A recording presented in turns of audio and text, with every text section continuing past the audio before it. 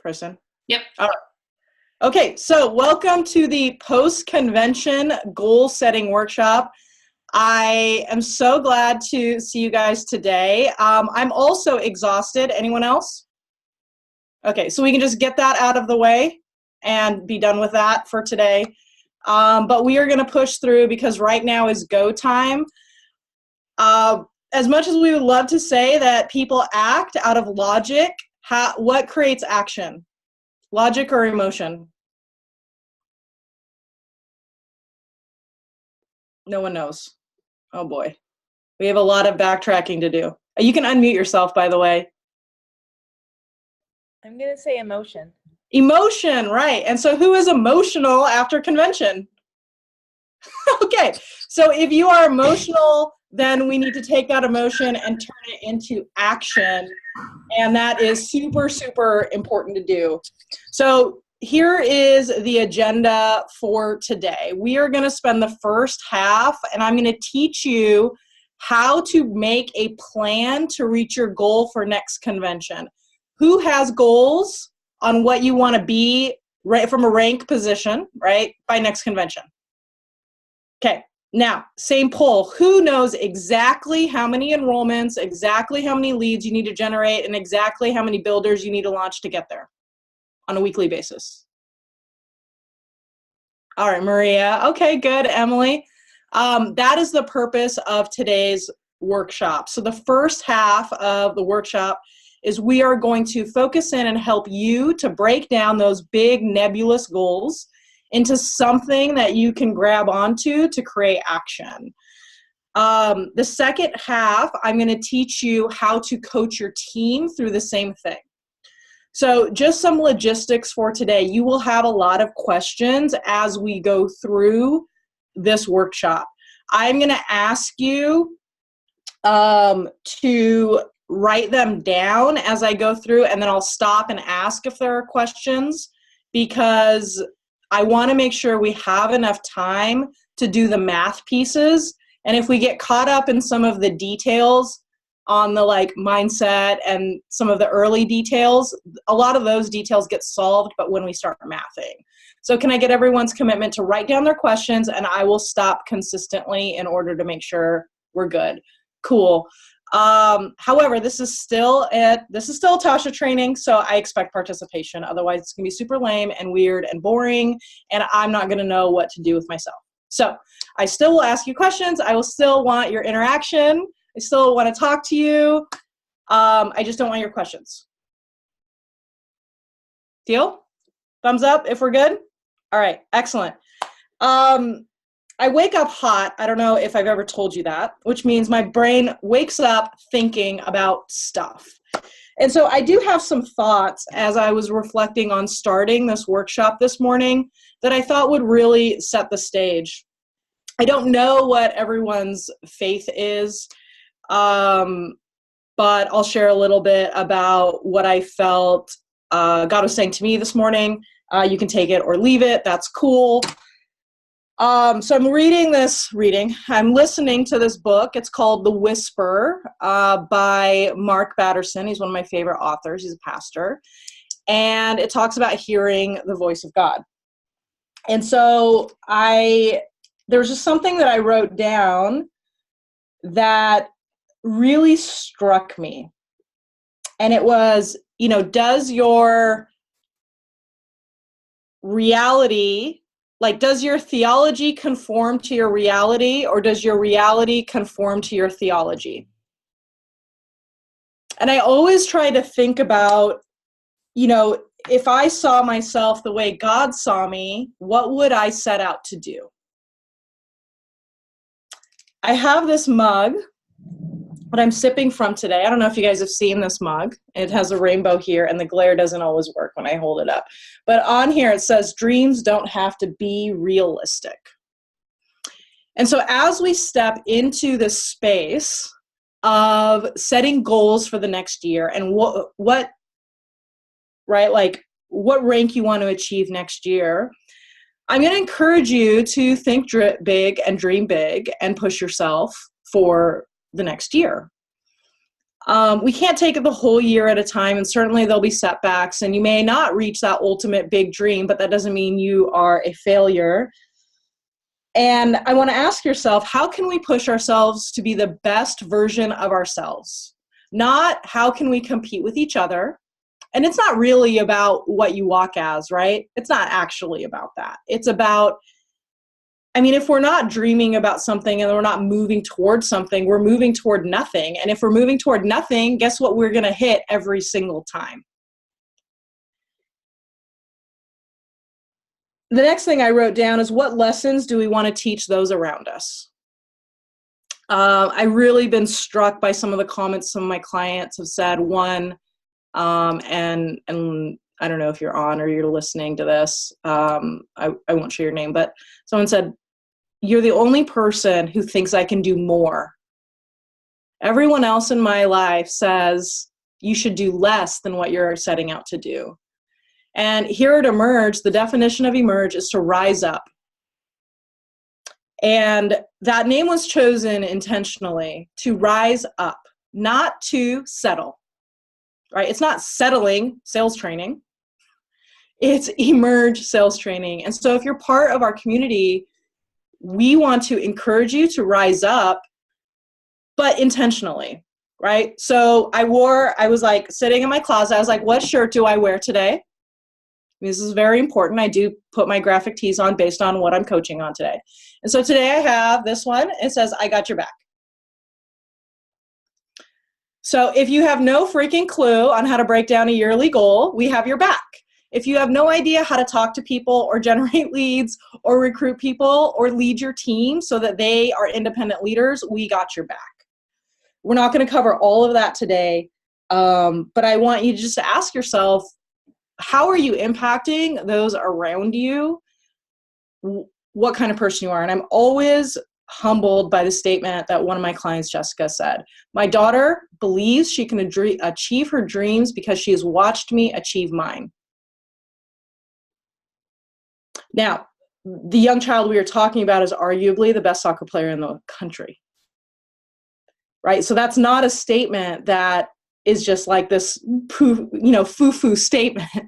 It's this child, this 12-year-old, 11-year-old, 13-year-old, I can't remember right now, it's just had a birthday, literally believes she can be the best soccer player in the world because she watched her mom achieve her dreams. Now, I know that's not necessarily a story for everybody, but if you're on a goal, if you're on a workshop on how to reach your post-convention goals, I bet your goal by next convention isn't Premier. Fair to say? Right? You would not invest $67 onto a Saturday morning workshop after you've been traveling for a week if your goal by next time was to make $300, $400, $500, right? I assume that many of your goals are going to be in the gold, platinum, diamond, blue diamond, presidential diamond range, correct? Okay, so those are some big dreams. And so I want to ask yourself, right? Like, what lessons are you teaching those around you? And then there's going to be some really hard times in your dreams. So my dreams for Emerge are much bigger than probably I should utter anywhere. It's really nothing short of world domination. Is that cool, guys? You guys okay with that? All right. Now that does mean at some point I will leave my safe doTERRA cocoon, because you're going to have to deal. Because everybody needs to emerge, right? So our goals here are nothing short of world domination, but that doesn't mean that every single day is awesome, right? And so, you know, I've been fairly open about the fact the summer was a pretty difficult one here. And I remember sitting in the lobby of my doctor's office and kind of melting down. And I don't usually melt down.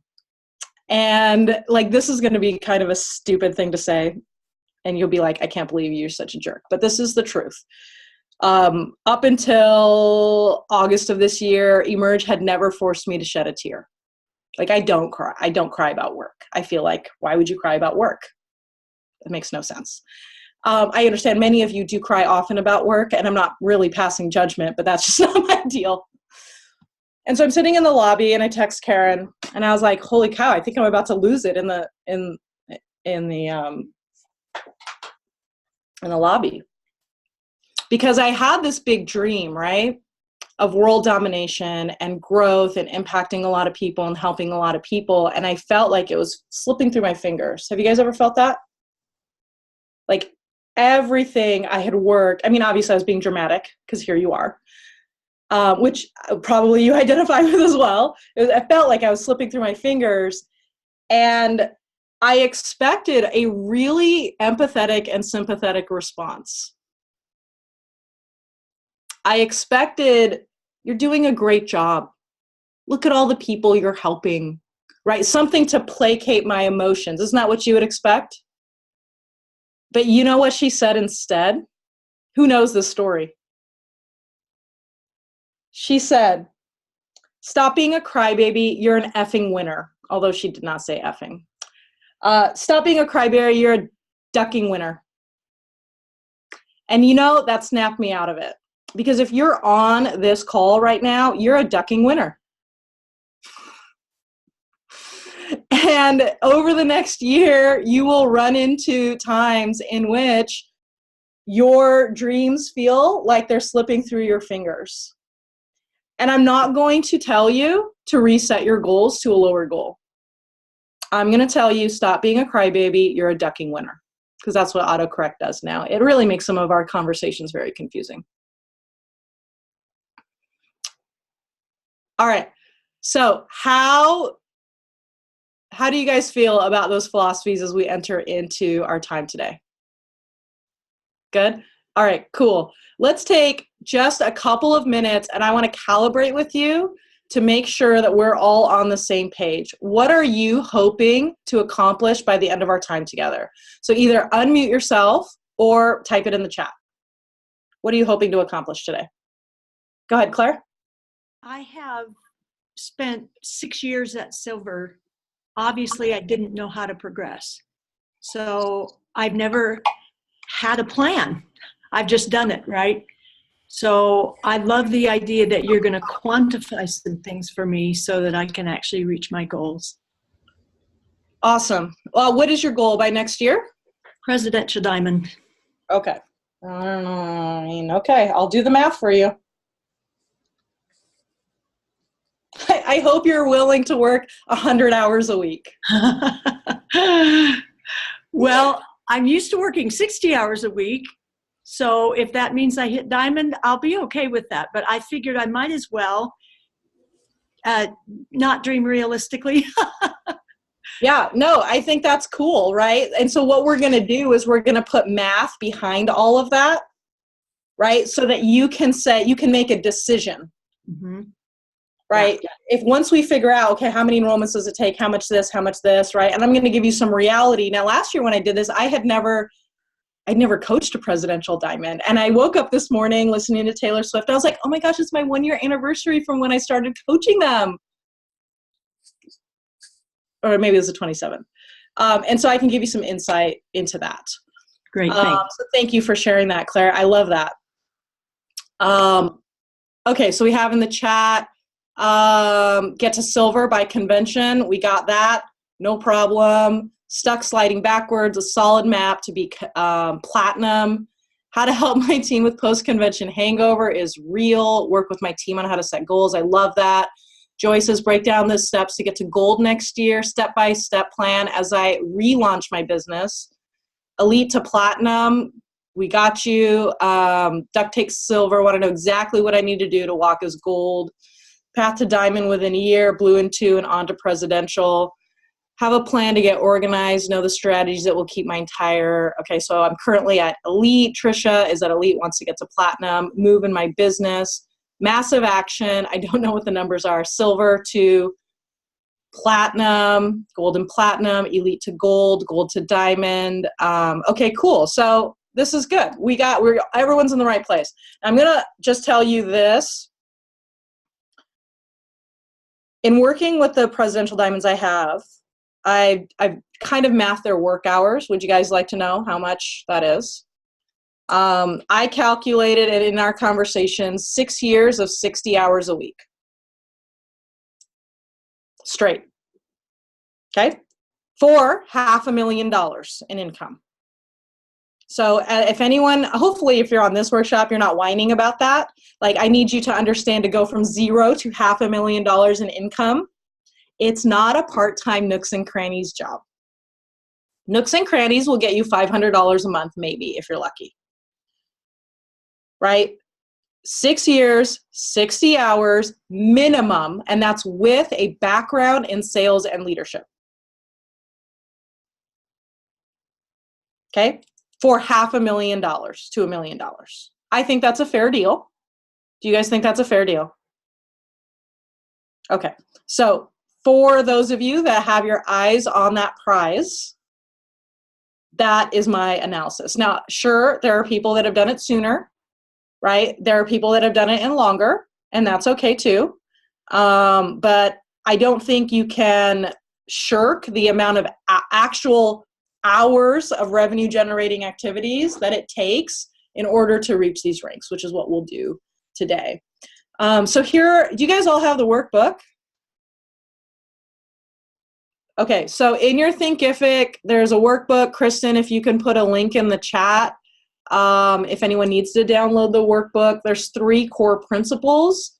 Number 1, lead yourself first. This is not about, okay, you guys go do it and I'm going to sit here and chill out. The rate of the leader determines the speed of the pack. And if you are going to rank advance, your team enrollments need to increase, and that starts with you. Right? If I want my team to start enrolling more people, guess what I need to do to set the pace? Right now, you don't have to be the number 1 enroller on the team, but you can't be on vacation. All right, number 2, provide clear direction to your team members. What do you want them to do? And as somebody said earlier, massive action is much too vague. Because does massive action ever, is that ever enough? I'm going to work all day. Okay, great. Well, I mean, that's not helpful for my self-esteem, my family, and any idea of whether or not I'm winning. And this core principle, their job is to reach their profit goals. Your job is to hit your own rank.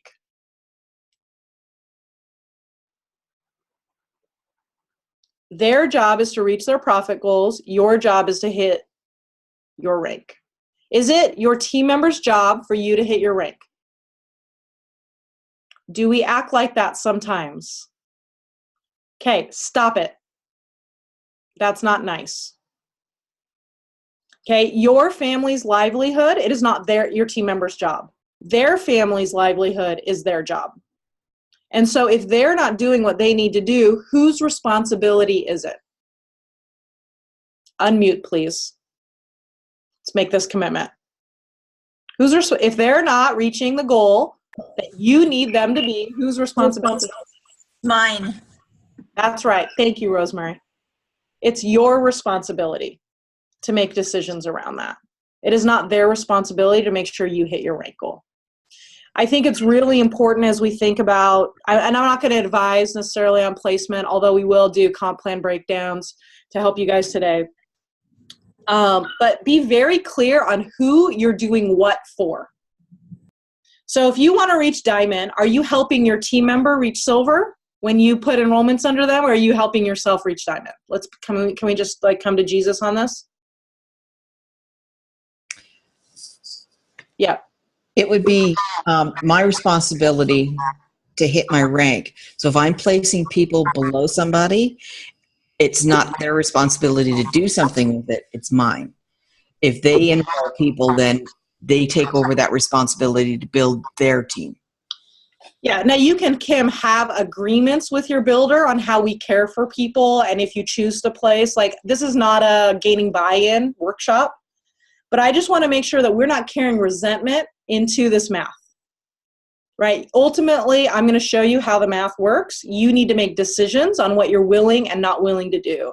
And the most dangerous thing to your team culture is resentment. Has anyone been in a place where I have done things for someone else, not really, you did it for you, right? For someone else, and then you're pissed off at them because they didn't hold their end of the bargain, which was never actually clearly communicated? I've done so much for them. Why don't they ever show up? Well, that was never part of the agreement. right? So I just need you to be clear on their job is to reach their profit goals. Your job is to reach your rank. Deal? Okay, cool. Timeline. Today, we're going to make a coaching plan for your team. This upcoming week, execute one-on-ones with key team members. And then the following week, it would be your product sales. I understand many of you might have product sales this week. Then you'll have to flip them, which means you're just going to continue to lose some of your team's motivation from convention the longer that goes on. Okay, so let's talk a little about feelings. How do you feel at convention? So in the chat or unmute. How do you feel at convention? I get excited and inspired. Excited. Okay. Maria. Empowered, feeling I can do it.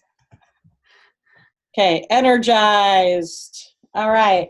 Happy. Okay. Awesome. How do you feel after convention? You're home now. Still excited.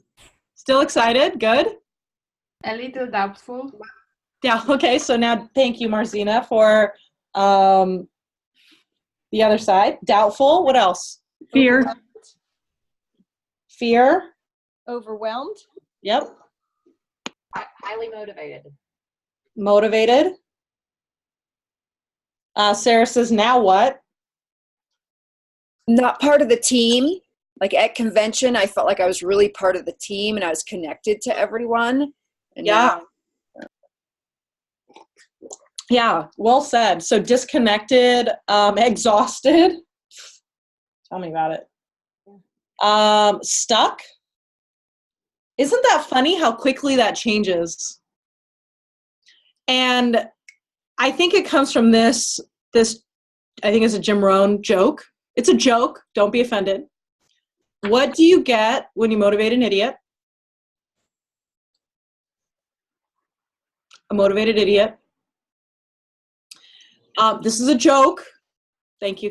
This is a joke. Okay. And what I mean by this is we get super fired up, but if we don't have a plan, right now we're just running around like a motivated idiot. I don't believe any of you are motivated idiots, but we run around like them if we don't have an execution plan. And so we need to really address, you guys are the ones spending a Saturday morning at a workshop on this, right? And you're feeling excited, empowered, motivated, inspired, also doubtful, fearful, overwhelmed, now what, disconnected, exhausted, stuck. For us to ignore those emotions is unwise as a business owner. So how does your team feel during convention? Go ahead, Trisha. I don't know if you're Trisha or if you're Trisha's friend. Denise, go ahead. Just so overwhelmed. It was their very first convention and so excited. They're talking to everybody. Yeah. But they're not hosting a class. Yeah, so they're excited, probably vomiting, not hosting a class. Go ahead, Trisha. We can't hear you. You're muted on your end. Sorry. You can put it in the chat. You guys are, the people you're leading, they're going to be might be a little worse off, right? So they'll be super excited, but then what I've noticed with some of my clients' teams is they feel these expectations even more so because they have an upline who's also motivated. Oh, crap. So my upline is motivated, I'm motivated, and my upline's like, let's freaking do this, baby. We're going to be a blue diamond team. And they're like, what did I just walk into? Right? And so now my upline is like planning events and planning this and doing this and like, let's go. And they're like, what did I just come back home from? Right? So there's still this dichotomy of inspiration, excitement, and motivation, and then fear and overwhelm. Now, not these emotions are not 100% exclusive, right? But I mean, what percentage do you think of people feel both of them? I would argue that it falls in the 20-60-20 rule. 20% are just straight motivated and inspired and are going to crush the world. 20% are just like, I mean, I guess it was okay. Right? And the 60% is probably feeling both, like in the middle. And so we need to remember that. Why is this emotional swing? Why is this so important to understand?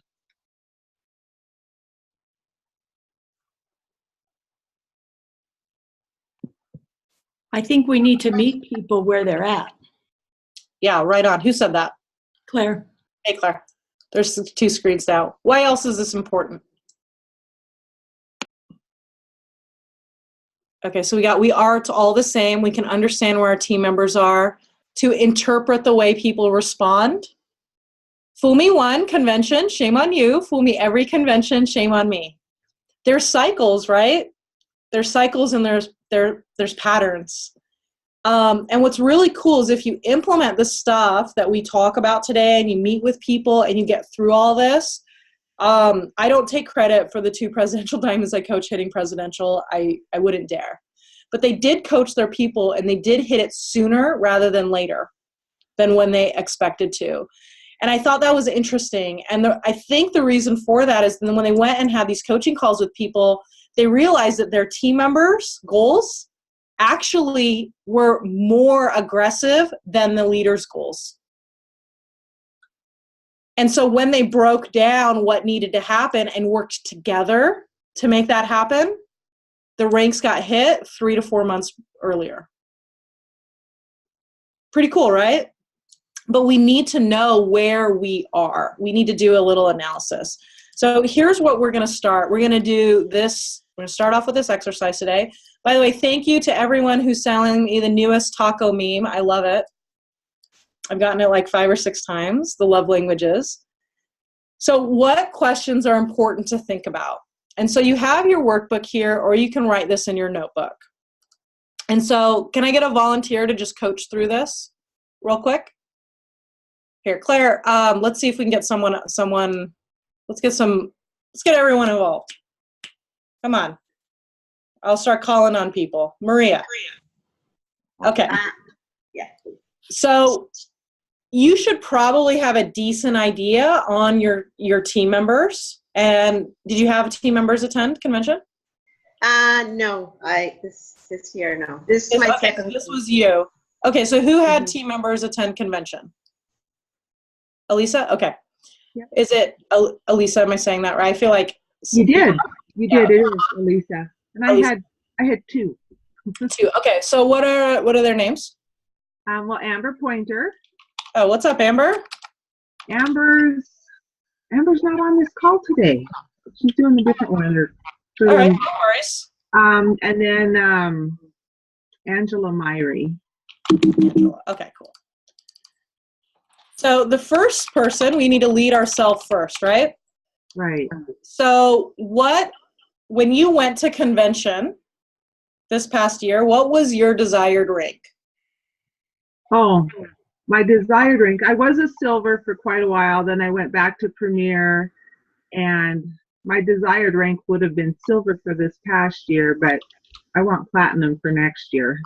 Okay, so you were hoping you would be silver at convention. Right. You were premier, is that right? Yes. Okay. We're going to guess, what's your rank goal? Platinum. Right. Okay. And then what is your morale on a scale of 1 to 10? I'd say 9. 9. Okay, awesome. Yeah. So this is helpful to know because when you walk into these conversations with people, having a little gut check, 5 minutes of prep into where might their heart and their head be, that's going to be pretty valuable, right? Yeah. And so we can look at, okay, so Amber, what would her rank have been? Amber's cool. She will mind. She's a director, I think. Okay, so what would she, when she initially bought her tickets for convention, what do you think she wanted to be? Oh, elite. Okay. Okay, her actual rank was director. Yeah. What do you think her rank goal is going to be for next convention? She told me last night that she wants to hit diamond. Okay. She's got a plan. And then where do you think her morale is? I think it's pretty high also. I think it's an 8 or a 9. Okay, cool. So do you guys see this exercise that we're doing here? Why is this exercise important? Go ahead, Claire. Because that's direction on how to coach them. Oh yeah, Elisa, direction on how to coach them. Claire? Mm-hmm. As you went through this exercise, I realized I couldn't fill this out for my team members. I had no clue. Okay, so And that's that was informing me that I'm not asking them the right questions. Clearly, I don't know how to coach people. yeah, cool. We got your $67 worth in 30 minutes. Perfect. Steve, go ahead. I was going to say it gives us a roadmap of where we're starting from. You don't know where to go to unless you know where you're at to begin with. Yep. Cool. Yeah. And I second Claire's realization too. Duh. Yeah, and so you hitting your rank goal isn't you hitting your rank goal. It's them hitting their rank goal, right? Is Diamond hitting Diamond, or is Diamond creating 4 silvers? It's not even creating 4 silvers. Is Diamond creating 4 people with sustainable part-time businesses that are profitable? Right? Is Presidential Diamond being Presidential Diamond, or is it 6 badass 6-figure earners? Right? We need to shift the way we look at what a rank goal is. You don't actually get to decide when you're Diamond. That's the fool's errand. I'm going to be Diamond by November. How do you even know that? You actually, that's not how that works. Right? You can't, I don't even know if it's possible. I mean, you'd have to recruit tons of new builders, which is where we'll do the math here. And where I think this is important, I want you to be really, really careful that you don't give everyone 9s and 10s, because it's just straight up not true. Mm-hmm. You will have people on your team that decided, so who decided they were going to be something, fell short of that, and your morale was not a 10 at convention. Okay, do you guys see the reality there? Like about half the group. So I want you to be realistic about their thing. I remember last convention getting texts from people, right? Because they won't utter this. No one will utter this in public. I will tell you the things that people tell us in confidence. I will not mention their names, but I will tell you the real deal. That's a commitment that I have. And the amount of texts I got saying, I'm trying not to cry right now while everyone's walking. Who has felt that? I wanted to walk, I'm not walking, I feel like crying while everyone else is walking. Okay. I wouldn't even attend conventions recognition this year. I was so disappointed in myself. Okay, so, but then we say everyone has a motivation of 9 and 10. Well, no. Or morale of 9 and 10. No. Right? If you felt like you were going to cry when people were walking the stage, I am sorry to break it to you, your morale is not 9 or 10. Now, do we need to be aware of that? It doesn't mean your motivation isn't 9 or 10, but like there's this hope piece of it that I think is important. And we need to be realistic about where we are mentally and emotionally, because what creates action? Logic or emotion? Emotion. And so if emotionally we're at a 5, right? Mentally we could be at a 10, doesn't matter. Emotionally we're at a 5, are we going to act? So then the first step that we need to have as leaders is, okay, I need to get their emotions up. Right? I need to get their emotions and their morale up. Now, the way we do that typically is by setting concrete goals. So for those of you that didn't reach your goals, did you know exactly what you needed to do to get there? Mm-hmm. And did you know, starting in November, oh crap, I'm behind my projections. And if I don't kick this into high gear, I'm not walking. Right? That's the stuff that provides hope and a plan. And I think that that's important. So what we're going to do is we're going to pause our workshop for 5 minutes. Now, I know that some of you don't have a team. The first half of this is going to be awesome. And when you do have a team, you will have all of these tools, these coaching calls on how to break down their rank goals. Okay, so I don't want you to check out. But I do want you to take 5 minutes and do this little assessment on your team. What did they want to walk as? What were they actually? What do you think they're going to be next year or want to be next year? And then what do you think their morale is? Kristen, can you pause the recording? Okay. So, man, Chat was hopping, huh?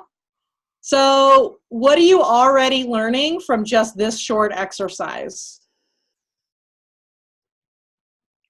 Some of you are like, oh crap, I need an actual team. Okay, when I talk about a team, I'm talking about people that are actually working. Okay, you guys will say your team is all your customers.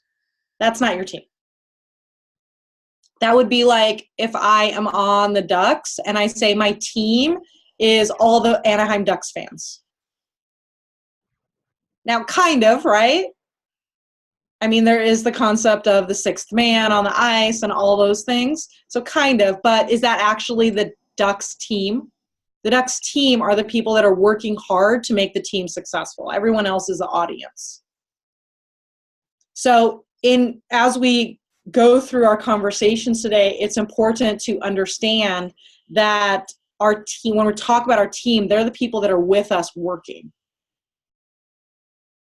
Okay, and if you don't have people that are with us working, then you're doing it wrong. The job in network marketing, here's the business, right? The business is help customers get stuff that will help their lives. Number 2, build a team that does the same. And number 3, develop leaders. Claire in the chat says, I've proven you can reach silver with nothing but customers. I agree. Income will probably tap out about $1,000 unless you start building a team, because it's just really difficult to maintain. Now, some of you that are working full-time and are very high enrollers, you can cross over that $1,000 mark, but sustaining is difficult. And so one of the things I've been working on for the past 4 or 5 months is what I call the silver problem. The silver problem is people being stuck at silver for more than 6 months. I don't think anybody wants to be a silver for more than 6 months, but they get stuck there, right? And the reason I believe they get stuck at silver for more than 6 months is lack of lead generation from the beginning, not asking for referrals, and not building their team from the beginning. Right, so that's a huge bottleneck. That's just the job. You don't have to do it in an icky way. Oh, I thought I was supposed to make muscles like Emily's significant other there in the background. Yeah, I was getting a show. We're all getting a show. It was amazing. I loved it. Okay. That's my kid. Is that your kid? So yeah, we have to build a team if you're gonna, that's just the job. Sorry. I don't know what else to tell you. If you feel really stuck around that, today is not a skill building on recruiting. We did the good human recruiting the other day. We have recruiting stuff in all of our courses. We'll talk about the skill sets when we do our skill analysis. All right, so let's keep moving here. Why is hitting rank so hard?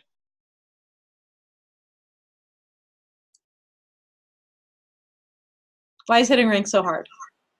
Because it doesn't depend on you. Who said that? I did. Hey, Andrew. What's up, Andrew? Andrew and Rachel. You know when you put Andrew, that confuses me? Just want to remind you. Right. Sorry. Yeah, it's hard because it's leadership. So I'm going to actually flip that thought, Andrew. It's not my rank depends on other people. Can we change that thought to my rank depends on my leadership abilities?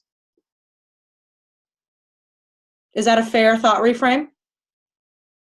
What do you think? Yeah, absolutely. Okay. Cool. All right, so Tana says, I need to stay focused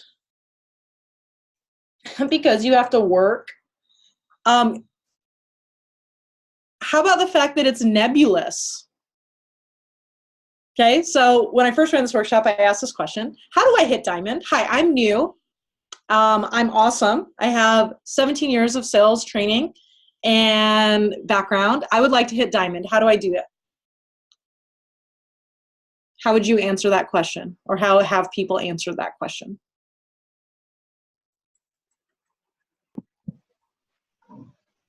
I can say, well, you have to buy the product, believe in the product, share the product, educate people, and recruit people. Okay, cool. So if I buy some product, believe in the product, share the product, educate people on the product, and recruit some people. Recruit a lot of people. A lot of people? Well, how many people? I think you need 3 silvers. No, 3 golds. Four silvers. 4. Okay. 4 silvers. But how many people do I need to recruit? Emily, go ahead. You want to chime in here? We actually can do the math. We've been given Silver Builder and Premier Builder worksheets where we can like figure out exactly how many classes it's going to take. And I had a gal, I think, so on the way home, we were figuring how many people do you actually have to have in place and how many people have to be doing loyalty rewards orders. You need 364 people doing a 100-point loyalty rewards order to hit diamond by the skin of your teeth. Okay. See, that's better.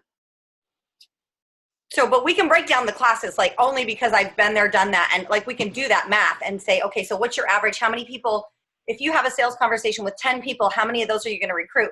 Then you know how many numbers you need to do. I mean, then that is something you can do. It's like I can have a conversation with X amount of people to get X amount of enrollments, but you got to break down the math. That's the best answer I have ever gotten. It's usually stuff like believe, work hard, get after it, right? It's usually very similar to what Maria shared and tends to be vague, like conceptual, right? You need to get out there and work your tail off. Okay, how many of you have worked your tail off and not hit diamond in 1 year? Right, you guys see the problems here. And I think that's part of what makes hitting a rank so hard is you don't know if you're on track. Now, today is a strategy call. It is important that as we math all these things, we don't get too far on the number side. Okay, this is specific to the business training, the business side. When we're face-to-face with people, remember they're people, they're with hearts and souls. We need to focus on impact before income. We'll talk about that. But we're just getting into the math today. Claire. I just have a comment for people who may be in my similar situation and feeling the same way I do. I did not have an upline leader who could answer that question you just asked. How do I get to diamond? So I don't know how I stumbled on your training, but that's what I need to tell my people. You want to hit diamond? Go to Emerge and get some skills. Because I had all the heart, all the belief. You know, my motivation dropped to as low as 5. I never quit, but I came to your class on the Tuesday before convention knowing in my heart I didn't have the knowledge. I didn't have the skill. I didn't know what questions to ask. I didn't know how to be a leader. Yeah. Not that, you know, you can do the numbers and still not get there if you don't know how to do it. Yeah, so that's actually the next question I was going to ask. Where is the skill gap for most people? So Emily did a great job on breaking down customers. What are the skill gaps, right? So there's the numbers gaps. I don't actually know the numbers behind hitting my goal. That's one part of it, right? But skill plus action equals success. So I'll put that in the chat.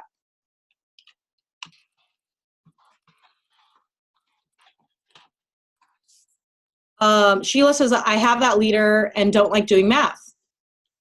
Okay, so who doesn't like doing math? Tough crap, you're in a business. Okay, let's move on. All right, sorry, Sheila, I didn't mean that to be mean to you. I meant that to be mean to everybody else. If you don't like math, you will get stuck in your business. Okay, this is a business, not a hobby, if you're on this workshop. Okay, my hobby people are not on this workshop. They're over watching old Facebook Lives and watching the comedy show. Okay, if you are on this call, you are running a business. And every business owner, whether it is a Subway, whether you run Emerge sales training, whether you have a babysitting business, your kids, or a lawn mowing business, what do they do on a monthly basis? look at their numbers. It's a non-negotiable if you're in business to start loving the numbers. Right? And so, Sheila, I appreciate that you said that you admitted that, like, because I think that's so many people. I don't like math, so I don't want to math, so I'm going to feel my way through my business. That's really, really challenging to do. Some magical special unicorns will say that they do that, but I guarantee you, if we search their computer, you will see very detailed spreadsheets. They just don't realize that everyone doesn't do that. Okay, so what are the biggest skill gaps that prevent people from reaching their rank goals? Okay, so Sharon says control on the schedule. Okay, so time management.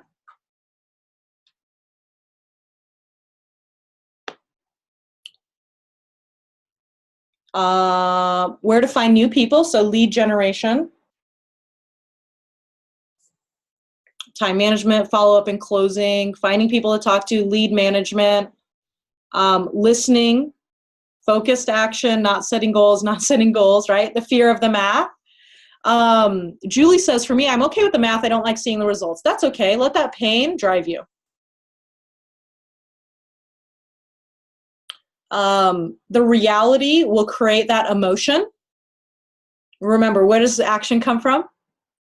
Emotion, right? So if you do your P&L and you don't like it, is that okay? Yes, it's okay. Now you can do something about that. You can take that emotion you feel with your P&L and you can make moves. But if you don't do your P&L, you won't get that emotion. You'll just get it at tax day. Then you'll get in a fight with your husband about it at tax day. And then you'll be mad for a week. And then you'll just carry on with the same behavior and not actually make improvements. Right? So we have organization. Joni, transition conversations from friends is talking about oils. That's lead generation. Do you guys see the patterns here? So I'm going to say it's going to be lead generation, number one. Number two, it's going to be your recruiting and onboarding process.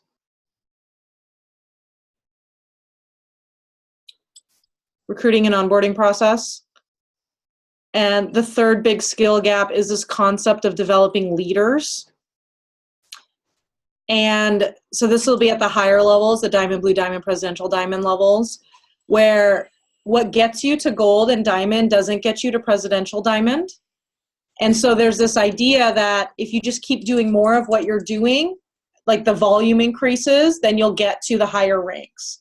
But there's also this business principle, what got you here won't get you there. And so it shifts, right? Going from 0 to silver is lead generation, because once you run out of warm market, then what? Right? You stop at 20 enrollments. That's what happens, how that goes down. Right? Silver to diamond is going to be recruiting and onboarding. That's the major skill gap. And then after that, it's going to be developing leaders. So diamond and up, are your people leaders, or are you just filling in all the gaps? Right? Because they're not a leader unless they're building a team. And so we call them leaders at silver. But if you're not actually building a team, if you have no one following you, are you a leader? And if you're a diamond or a blue diamond on this call, if your leaders, people are following you, is your leader a leader? Not really, right? So that developing leaders piece is a huge skill gap. Overarching this whole thing is focus, time management, and prioritization, which is a daily struggle for all humans. There are a few people that operate in beast mode. Most people get overwhelmed and distracted by all the things in their life. Who else, like me, gets overwhelmed and distracted by all the things? Yeah, okay. So that's normal. I think that's just an overarching theme. The others you can like skill up and kind of have at a level and maintain, but I think the time management, overwhelm, that just continues to be the fight of your life.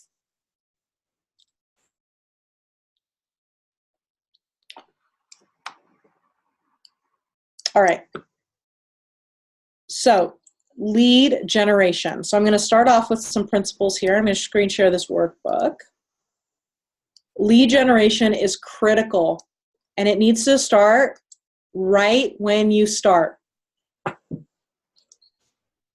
Okay, you can't wait until you run out of people to ask for referrals, because then that's weird. But what are the different ways you can generate leads? So first you have people you know. We know that one, right? Now here's what's funny. How many of you guys have been in the business for more than 6 months? And you think you're out of people? Who's out of people that you know? Okay.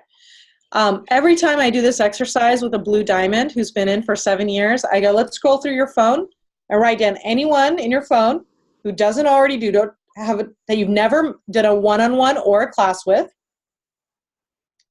who's between the ages of 30 and 60 and employed.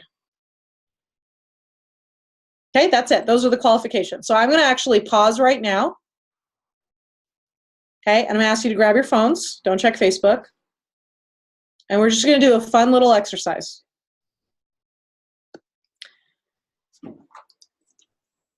Okay, so here's what I want you to just write down on your notes. I want you to write down just the first names. No editing, by the way. Are they 30 to 60 with jobs, never done an appointment? Class or one-on-one? You're just going to go A through C. That's it. Ready, go. Kristen, can you turn the recording back on? Okay, so just curious. Okay, A through C, 30 to 60, never done an appointment. What numbers did you get? 18. I got 20. 20, 18, 10, 10, 35, 7, 15, 14. This is just A through C.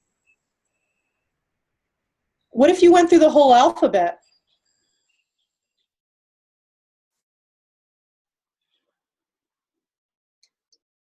There's this book that's written on the premise, I can't remember the name, but everyone you know, everyone you need to know, you already know.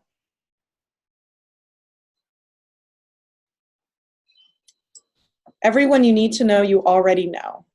And everyone you know can connect you with everyone you need to know. Oh, yeah, that's it. Is that the book, Emily? I didn't read the book. I just did listen to a podcast on the book. I cheat a lot and pretend I read the books. Okay, so what are you guys realizing about lead generation right now? I know a lot.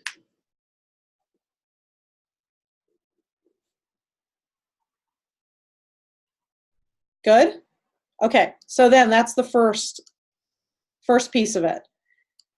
Now, when you schedule with one of these people, you can say something. If it's a one-on-one, you can say, hey Patty, we're going to do this one-on-one, but I just want to let you know that it's cool with me if you invite someone, if you feel that they have health goals that they would like to solve. I won't mind at all. Just let me know. Do you think that some people will just bring someone if you just give them the opportunity to? Who thinks that? If you just say, if you want to bring someone, you're welcome to.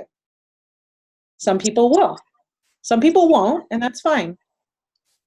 You do that first appointment, you start asking for referrals and or classes. When you have someone host a class, every single person that they invite is considered a referral.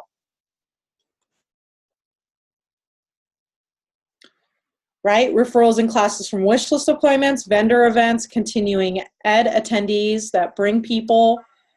That's like a make and take. Oh shoot, I just had one that I was like, no shows from classes. This is a huge opportunity. How many of you ever hosted a class? Okay, cool. So how many people do you have them invite? when someone else hosts a class? Okay, so Emily says 20. Emily, if they invite 20, how many people show up? 3 to 4. 3 to 4. Okay, so we have 16 to 17 no-shows. Who is in the practice of chatting with the host and saying, hey, I know a bunch of people didn't show up. Would it be helpful if I reached out to them personally and invited them to a one-on-one appointment since they couldn't meet with us all that night? Isn't that 16 referrals that you could call? Mhm. If you called, now remember that our hostess has invited them. So does our hostess want them to come and learn about this? Yes. And if we think, okay, well, I'm helpful, like, would this be helpful to you? Now, could your hostess say, no, I don't want you to do that? Yes. But could your hostess also say, yes, that would be helpful? Right? Because how many people don't come to classes because they're on vacation, they have a sporting event, they have a thing? And then are we following up with those people? And so Julie in the chat says, I have set up a second class as a result of no-shows, which is cool too. That's at least you're doing something with them. But I just feel like we already know it's a 30% show rate if you're doing it well on classes. And what are we doing with the other 70% of referrals? What the actual heck, guys? We're losing 70% of our referrals. Why aren't you having them call to follow up? Because you're the salesperson, is my opinion. It kind of depends on how you set the whole thing up. But the idea is are we capitalizing on those last ones? Right? If you're having a customer who's not an actual business builder follow up, they're probably not following up. They don't care. Customers don't care enough. They might host a class and be done with it. That's the agreement. You're the one who cares. You're the one that needs to be proactive. You're the one with the lead gen problem. Here's just a little rant on lead generation. Every business, for anyone that's like, oh, network marketing, I have to generate leads, woe is me. That's every business ever. Yes. Okay? I'm just going to put that out there. If you run a business, your biggest challenge is lead generation. Okay, what is my biggest challenge as the owner of Emerge? Lead generation. Correct. If I own a haircut place, Great Clips, what is my biggest challenge? Lead generation. Excellent. If I own a restaurant, Emily, you're doing great. Keep it up. If I own a restaurant, what is my biggest challenge? I was saying. Lead generation, right? No matter how good my food is, if there are no butts in the restaurants, do I make money? Yeah. My mom is an amazing cook. Now, she doesn't have a restaurant, to be fair, but if she did, her food would not be her biggest problem. It'd be lead generation. I own a food truck. I have the best food ever. You guys, food trucks are amazing, right? But what do you need in order to make money at a food truck? Customers, lead generation. So they, have Twitter accounts and they advertise where they're going to be. Lead generation. Every business ever requires lead generation. So don't feel sorry for yourself that you have to care about lead generation if you want to run a business. Right? Anyone that's like network marketing, I have to find leads. It's every business ever. Right? It was when I started a coaching practice. Where did I start? Who did I start with? Friend. I started with my friends. And what did I do? I asked them for referrals. And I filled up my coaching practice in 6 weeks. From nothing. Right? What you see here today was almost entirely built on word of mouth. Right? Every business ever operates that way. If you were to open a restaurant, who would be your first customers at your grand opening? Family and friends. And their referrals. If I owned a Great Clips, who would my first customers be? Right? Like, do you guys see this trend of business? When Steve Jobs started Apple, who do you think bought his first computer? I don't know the fact behind this, but I'm thinking he didn't spend millions of dollars of TV commercials. Must have been his mother. Had to be. So we need to get over that stigma. All right. Moving on to some math. Okay. You don't feel a lack of leads for at least 90 days. By then, it's too late. You're screwed. Average of 5 leads for 1 new customer, not 1 lead for every new customer. So we're going to pose this question as we go through, because we know lead generation is an issue. How many leads need to be generated each month to reach your monthly goals? So just some really quick math. Okay, so let's say I want to enroll 10 people a month, which I'm going to say, if you're trying to rank up, that's probably what you need to do. Right? If I want to enroll 10 people per month, I probably, if you do the Emerge sales conversation or classes, meet with 15 people. Okay, does that sound right? So I need to meet with 4 people per week. So what does that look like? Right, that's 20 leads per week. Now I take this 20 leads per week and I split them up amongst all the different ways I generate leads.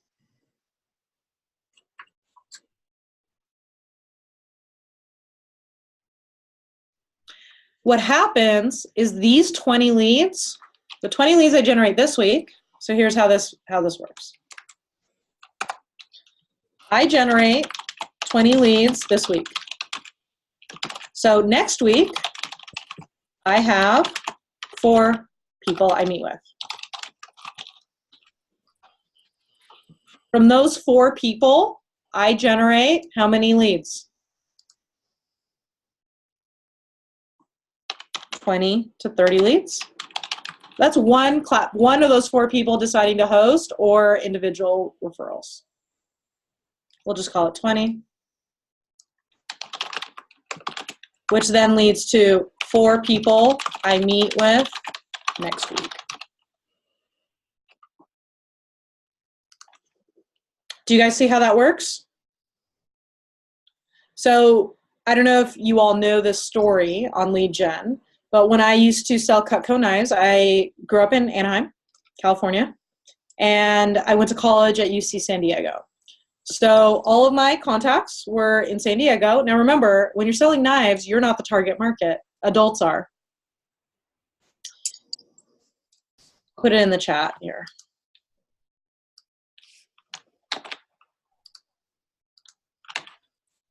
So I went to San Diego for college. So when I was in Anaheim, I said, who do you know in San Diego? Who do you know in San Diego? Who do you know in San Diego? I ended up with 3, 4 people. I called them. I set up 2 appointments. One went to nothing, no sale, no referrals. But the other one gave me 15 referrals. Okay, from that one person, I set up 4 more appointments who all gave me referrals. And my entire senior year of college, I filled all of my whole calendar. I did, I think, 6 to 8 demos a week. And I left San Diego. I graduated with at least 100 people I'd never called. Now, granted, this is however many years ago, 18 years ago. So, but our target markets are the same. This is not a referral generating training. So I'm not going to get into the details of how to do that or how to do all of these things. We have separate courses. This is a strategy and how to break down the math. But I want you to ask yourself, if this goal was important to you, this 20 leads, could you do it?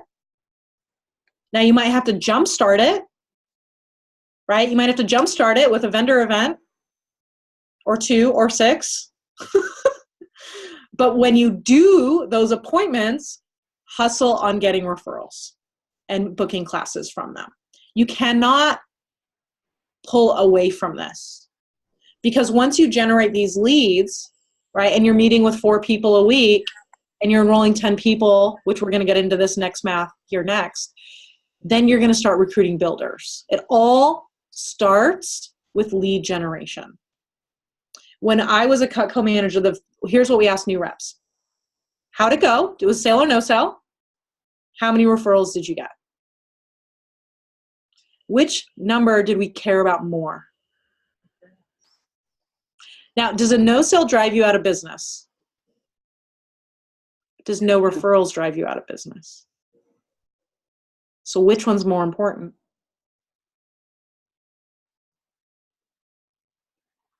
What's going through your mind? Let me do a quick check-in. I never knew this. I just never knew this. You feel better now, Denise, or worse? Oh, better. Okay, cool. Cool. All right, so Trisha says release, stop forgetting, hindsight's 2020. I was just told to book classes. I go by the seat of my pants. Now it helps to understand how, a sense of relief. Okay, cool.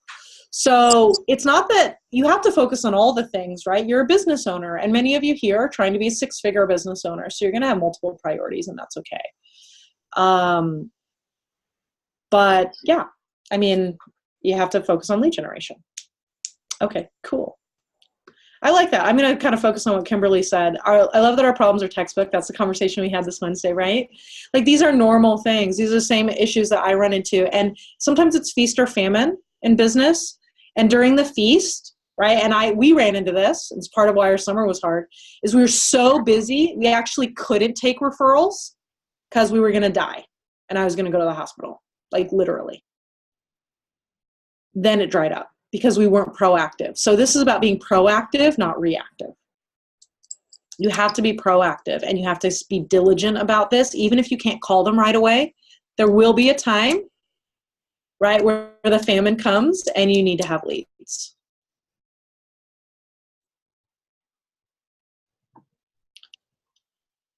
All right. Yay, Julie, I'm glad you feel better. All right, now we're gonna get into some math. So I'm gonna come back up here actually. So let's math.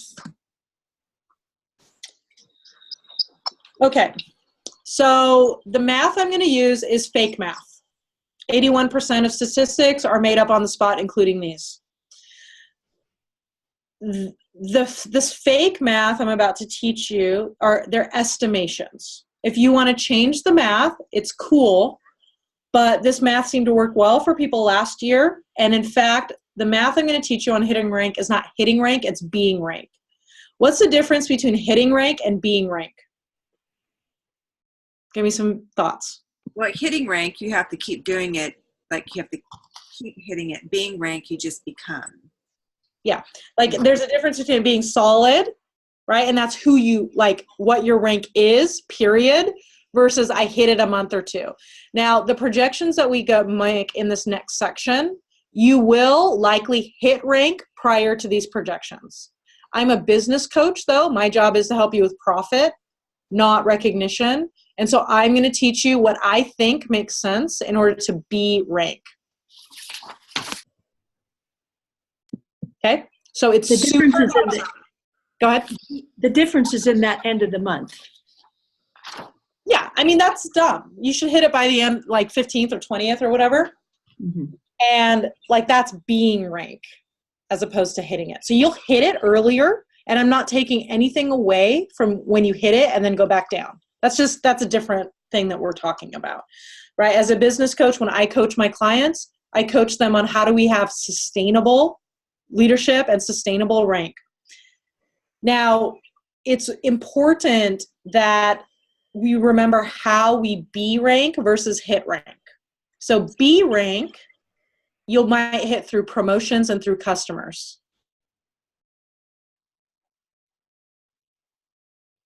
Okay? Being rank or hitting rank is through promotions and customers. BOGOs, frankincense, right? Being rank has to do with your team building efforts.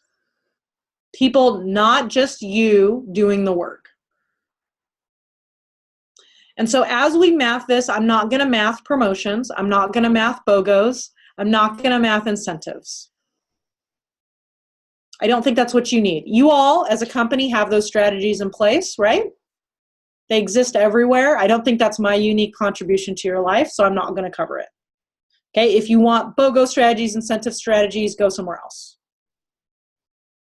Okay, they're great, they're helpful, not my specialty. Deal? Okay, we're going to talk about being rank and how to do that with builders.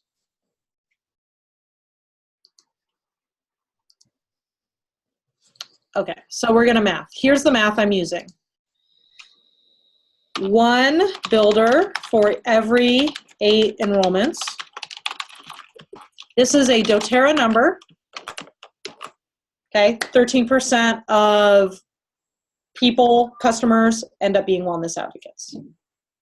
Okay, that's doTERRA's number, not my number. We'll use it.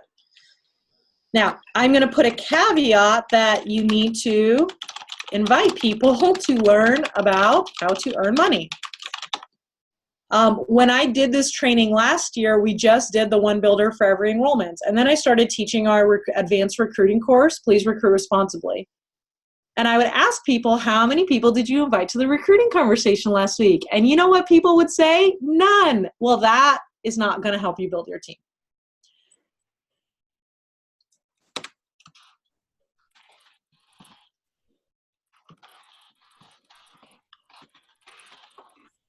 We don't get builders, we create them.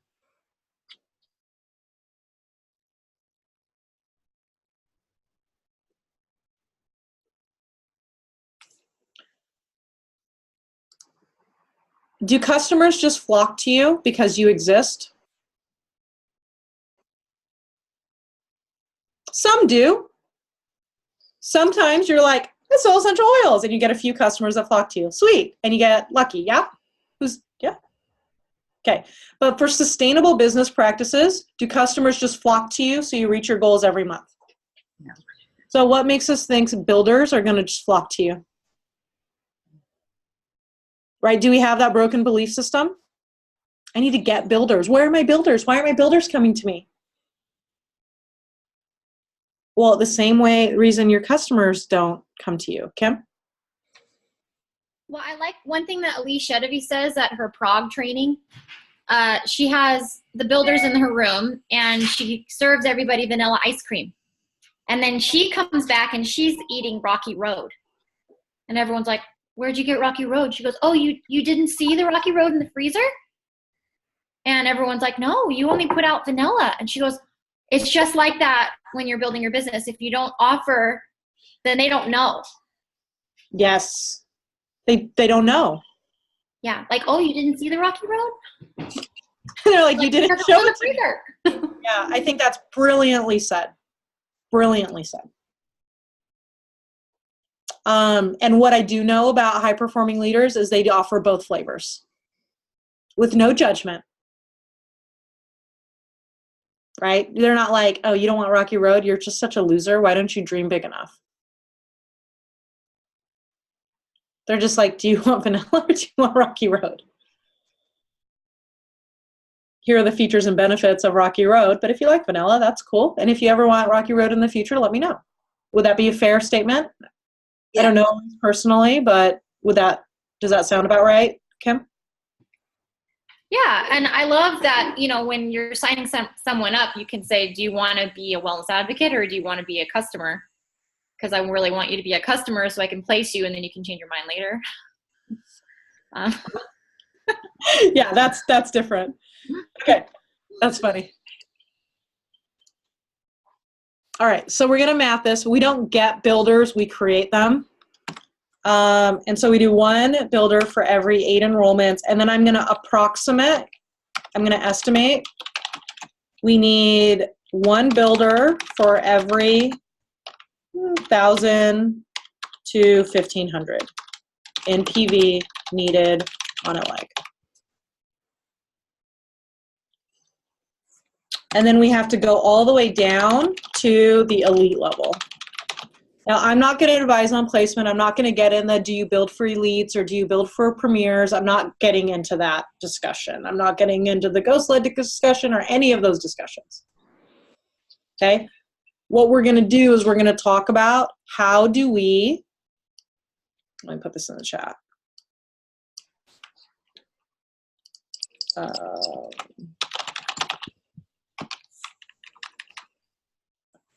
That's about right. Okay.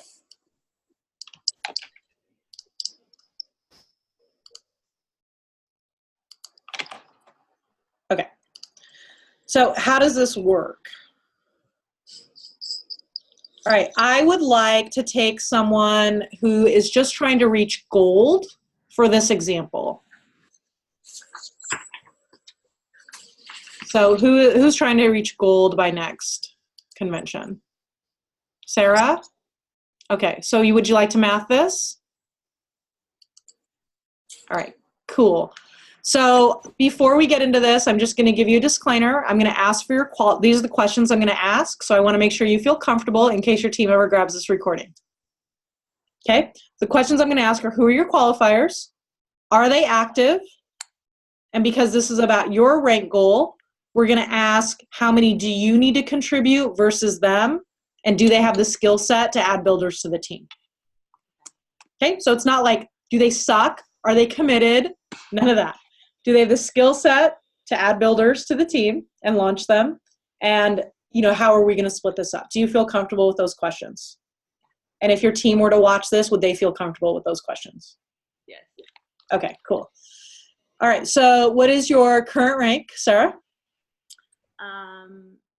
It goes back and forth between Premier and Silver.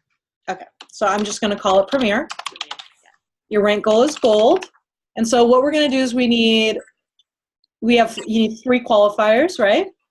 So who are your 3 qualifiers?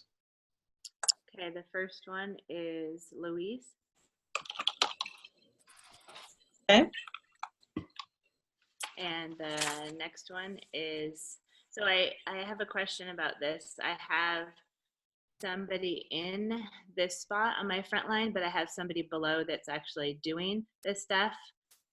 Well, just who's your qualifiers? Kim would be my next one. And then Ellie would be my third one. So we need Ellie. This is probably not right. I don't think it's a goal rank. I think it's a needed rank. You guys can cross that out. Okay, so we have Louise. Where's she currently? Consistently. Elite. Has hit Premier, but consistently elite. Okay, and they need to be premiers, right? Right. Okay, so we need this one, this one, this one. Okay, so what about Kim? Executive / elite goes back and forth, so. And then Ellie. And elite. Okay, so now we need 2 directors, yeah? Or 2 executives? Mm-hmm. On each. Okay, do you guys see how we're doing this? Good so far? Mm-hmm. Who are Luisa's 2 qualifiers? Dawn and Tammy.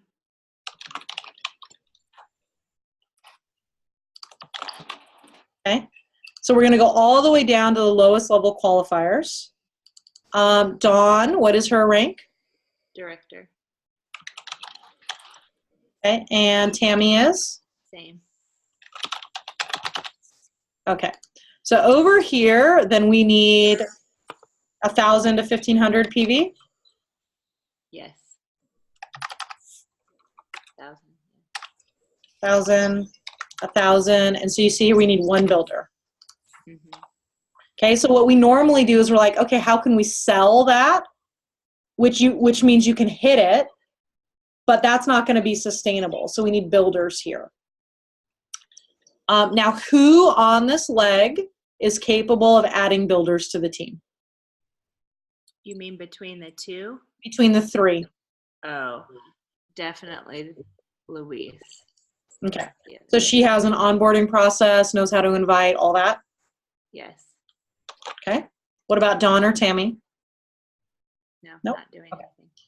All right, so now let's go to Kim. We're going to do the same thing. So who are your 2 people? Roxanne and Shelby.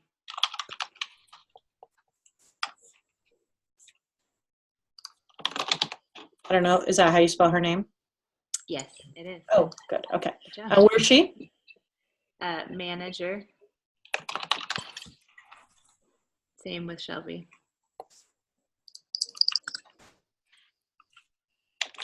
Okay, so do we think we want 1 or 2 builders? We're kind of in the middle there. Probably should say 2 to be safe, right? If you want, it's your choice. I think. You're just, Yeah. on a side note, you're just going to have to recalibrate this each quarter anyway, but at least it gives us a starting point. Okay. Okay. What about Ellie? Katrina and Debbie. Okay, and Tom, what are their current? Director and manager.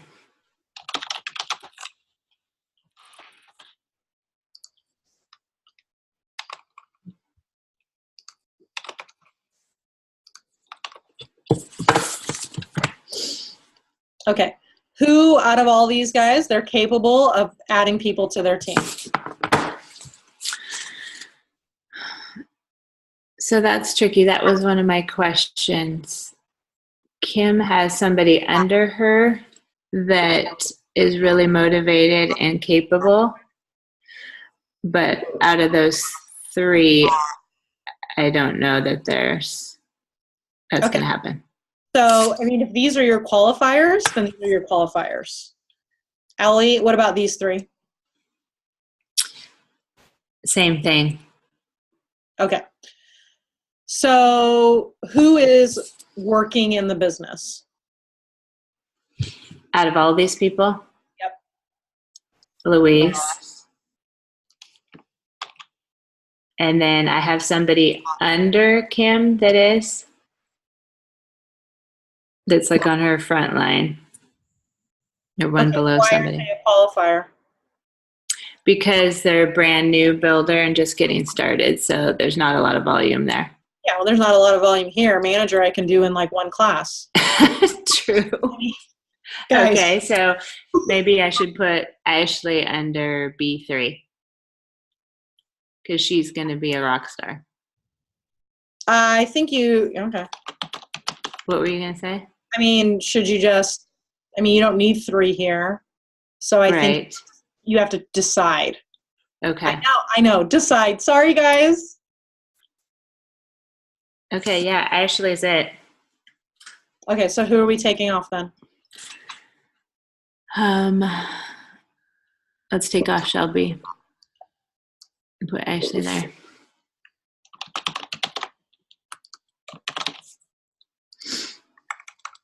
This doesn't change your math. So she actually has about 2,000 volume right now. Her next goal is elite for next month. So she's already executive. Yes. Brand new. Well, yeah, okay, I'm gonna stop right here and rant. You guys know that someone should hit elite their first month, right? Like, do we know this? No. Thank you, Karen. Okay, you should hit elite your first month. Here's why. You have your warm market. It takes probably 20 appointments to hit elite if you're emerge trained. Maybe we'll call it 30 appointments. That's 8 a week. If you are launching your business and you're working part-time and you don't have a team and you don't have anything else going, all your time is spent in new appointments. Can a new person schedule 8 people a week if they're working 15 hours? Okay, we need to, if you think that people should be launching and enrolling 1 or 2 people, that belief system is going to impact your team. Are you talking about full-time people, like people working 15 or more hours? Yeah. Okay. I mean, those are builders, right? If they're not working 15 or more hours, they're sharers, and that's a different category. Right? It's just the math. Right? So at the lowest common denominator should be 2,000. And if you don't have people doing that, the question is, are we asking them to do that? So it comes back to what Maria said, how do I hit diamond? I hit diamond by believing in my product and using it and sharing it with people. Or I hit diamond, right, by meeting with 25 to 30 people per month and inviting every single person to learn about how they want to earn money and asking everyone for classes or referrals. That's how I hit diamond. Sorry, Sarah. Don't be sorry. This is what I need. Our belief has to change, right? If your belief is that a new person can only enroll 3 people their first month, you won't hit diamond or blue diamond or presidential diamond, right? If an 18-year-old kid can sell $1,000 of knives on their first 2 days, what about a fully capable 40-year-old woman? Please. Change your belief. Now, does that mean everyone's going to do it? No. Right? But we need to understand that it's not that difficult. It's literally input in, right? Whatever you put in is your output. That's it. Right? And that's okay. But we have to change our expectations. If we believe people are too busy to work 15 hours a week in a business in which they want to make $3,000 or $4,000 a month, that's a different issue that we have. We need to fix our math. I say this out of love, not angst. Hopefully, yeah. Are we okay, Sarah? Or are you like, I'm logging off, I'm mad, I can't believe. No, we're good. I just put a question because I didn't want to interrupt you in the chat. Yeah, we can get to that. We will get to that, absolutely. Okay, so how does this feel so far? Does this math make sense? Yeah, I just have work to do. Yeah. But I knew that. You knew this already.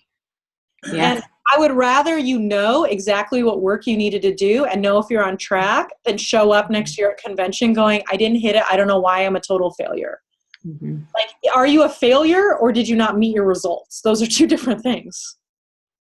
And so let's break this down. So we need 1, 2, 3, 4, 5, 6, 7, 8. Oh no, we need none here. Yeah, this one's good. Okay, so we need 2, 4, 6 builders total. Okay, now we look at this list and we say, how many are on you, Sarah Russell? All of them. Well, Louise can help here, can't she? She's capable. I don't know that she's meeting with enough people to get to that one. Because what did you say, 8 to get to 1? 8 enrollments, but this is over 10 months. So, I mean, do you want to give her 1 or not? 1. Let's say 1. Okay. So you need to contribute 5, and Louise is going to contribute 1. Okay, so now we need the enrollments. So you need 40 enrollments. Your leader needs 8 enrollments. And then that would be over a 10-month period. Okay, so how this breaks down will be Sarah, minimum of 4 enrollments per month. Louise, which breaks down to 10 leads per week. I mean, Louise, it's not that much, right? I don't think you can get 1 builder if you're only enrolling 1 person a month. I don't think you get enough mojo. So let's move her to enrollments per month, right? Which would then be, 20 leads per month, 5 leads per week. Okay, so this would be what you would need to do. Okay. Okay, so do you need to quit your other job to do this? That's my question. I don't know, right? It's not that much. Like 4 enrollments is meeting with 6 or 7 or 8 people. You'd have to meet with 2 people per week. I'm already doing that. Are you? Okay. So then the next piece of this. Whoa, whoa, whoa. Too damn fast. Oh, well, I'm sorry. Sorry. Okay. Well, because I'm going to give you guys some time to work on this for you, and then I'll help you after the break.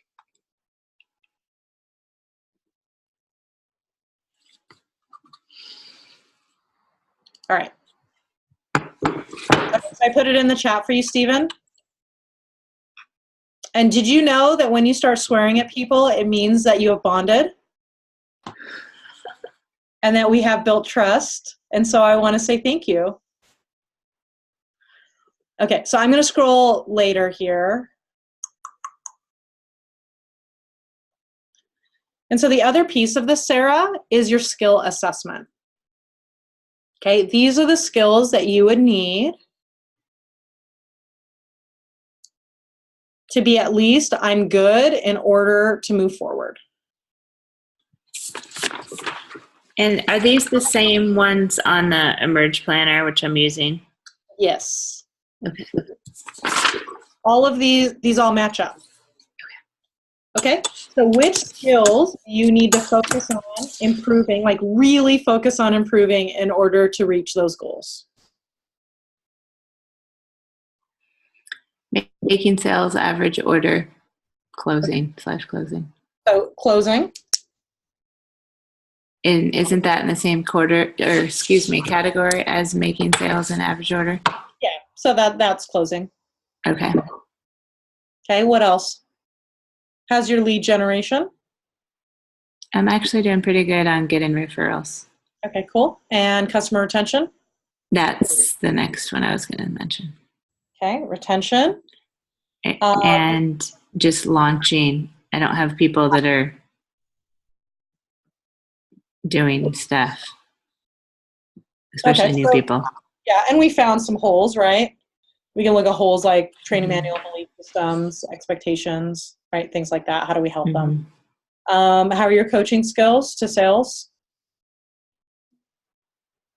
That's probably something I need to work on.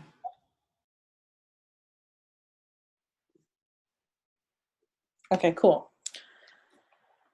So we have our skills that we need to focus on.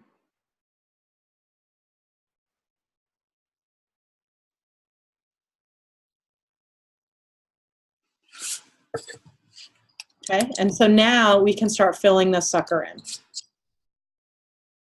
Right, now we can make a plan. So we can say, okay, we know what needs to happen. So for October, right, what would be your enrollment goals? Well, actually, let me stop and check in real quick. How are you guys tracking this? If you're not tracking this, you might need to get a session with a coach. Right, because I mean, in a workshop, I'm not going to be able to coach every single person through this. But I want to pause quickly and ask a question. See if there are any questions. I have a quick question, and that is this whole exercise, we're actually going to do it with after we've kind of figured out numbers, we're actually going to sit down and do this with our leaders, right? Yep. And we're going to do the skills assessment with each one of them so they kind of rate themselves, right? Yeah. Okay. And you might, if you've been doing calibration calls already, like you've taken leadership, you might already have a bunch of this info. We don't need to be redundant. Right. But yeah, this is all just for you. Okay. Okay. So what questions do you have where I can give clarification? Okay, so you're starting the sales course, Claire. That's okay. You're fine. I mean, you'll just need to fill these numbers in for yourself and just take direct sales fan. Just take your course, and then you'll just need to reevaluate on a quarterly basis. Do you guys know that businesses have quarterly planning meetings? Just saying. Right? Like some of these things you need to schedule in. If you're going to be serious about your business, be serious about your business. Do the things that serious business owners do. I had a question. Yeah, go ahead, Candace. So I put it in the chat, and it might not be the right time, but what I've been told over and over again is to match efforts. So this is really mind shifting the math this way. Does that make sense? Like, you know, if you're working with a group of people, you want to match their efforts, and we're talking about, you know, filling in the gaps. in a really intense way. So like I said, it's kind of mind bending. Yeah, I feel like that's your decision. Mm-hmm. For my students, and please recruit responsibly, they know my opinions on even making that promise. So much of your challenges down the road when you hit diamond have to do with expectations that you started from the beginning. Right. And so what happens is if we onboard everyone, and you certainly can come with this attitude of I'm going to match efforts. What I'm going to pose is the other side of it. So you've decided to match efforts and you've launched 6 new builders. Yeah, right. Okay, that sounds great. Sure. Can you do that? Can you match efforts? And is that really the purpose? Right. Or is it their business? So Rebecca's asking, what does it mean to match efforts?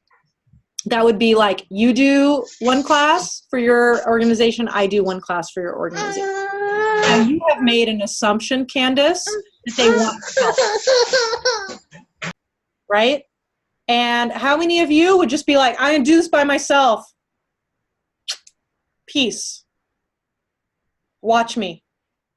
Okay, so you have made assumptions that people want you to match their efforts.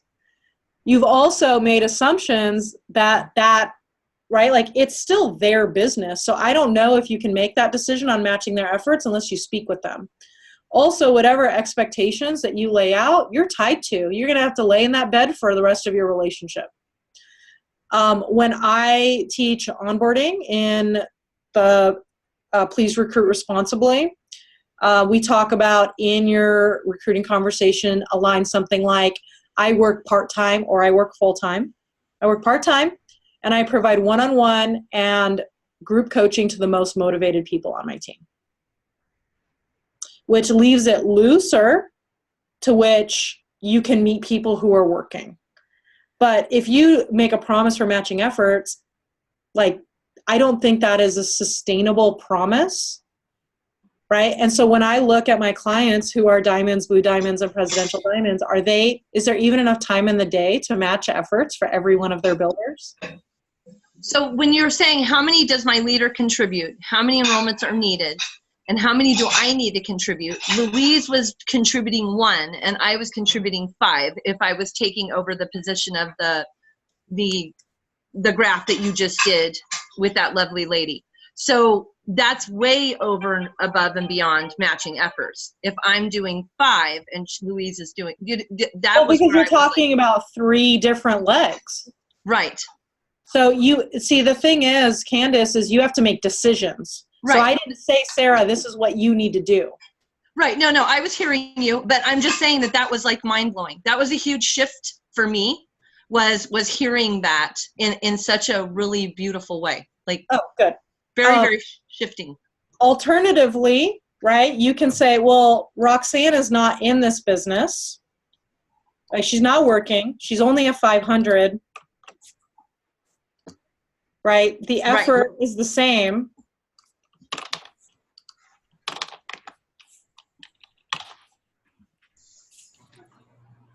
I can do that too. Right. Okay. Right. Right? Because this new person, if they're like Ashley, this changes my equation. Right.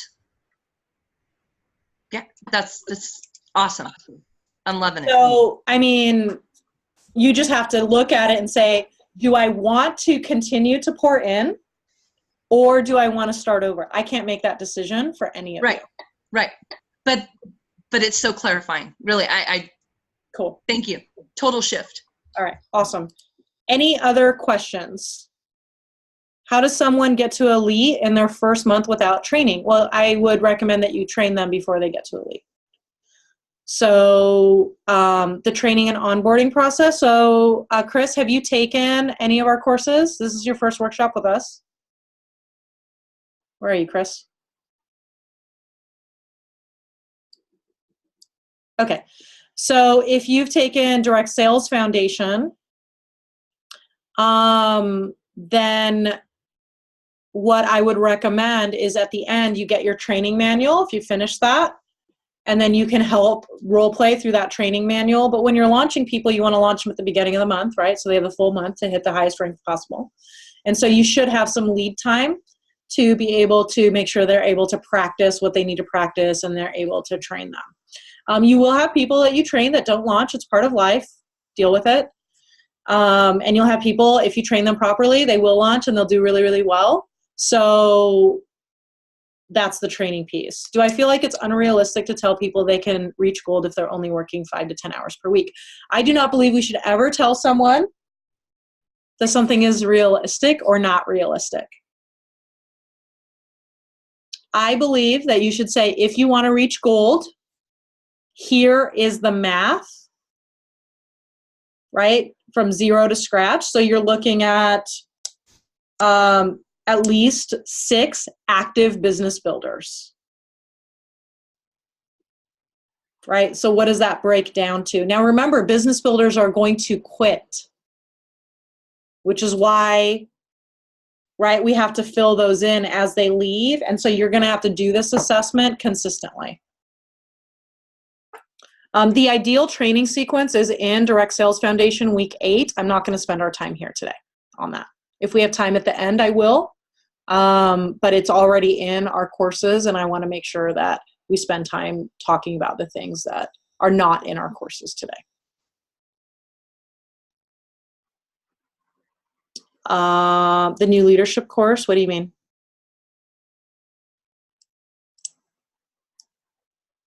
I don't understand the question. This is a great question, but it refers back to the one who says, will you please map out ideal training sequence? Yeah, so that's in week 8 of Direct Sales Foundation. So you can go to those videos for ideal training sequence. Okay? All right, so what we're going to do now is I'm going to be mean. I'm going to give you guys a good 20-minute break. Okay, 20 to, well, you tell me what you guys need. So your job now is to go through your rank breakdown, okay, and start mathing this stuff out. So if you have 20 minutes, get a snack, go to the bathroom, map it out.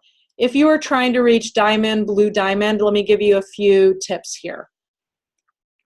You're just going to do a rank breakdown for the qualifiers that still need to be qualified, but you're going to have to raise it up a level because you need a gold. So it'll be one sheet for each gold or each silver. So you'll just need to duplicate that sheet if you have multiple people that need to go to the next level to reach diamond, blue diamond, or presidential diamond. So presidential diamond, their rank breakdown takes a lot longer than a gold rank breakdown because you have to break down 3 premiers versus 6 platinums. It takes quite a bit longer, but usually if someone's trying for presidential diamond, 2 or 3 of those are already diamonds, and we're just talking about the 3 platinums. So, yeah, I mean, I think that, the math around can someone hit, Patty's question, can someone hit gold if they want to work 5 to 10 hours a week if they're really, really intentional? Right? Because it's not up to me how many people are at their classes, is it?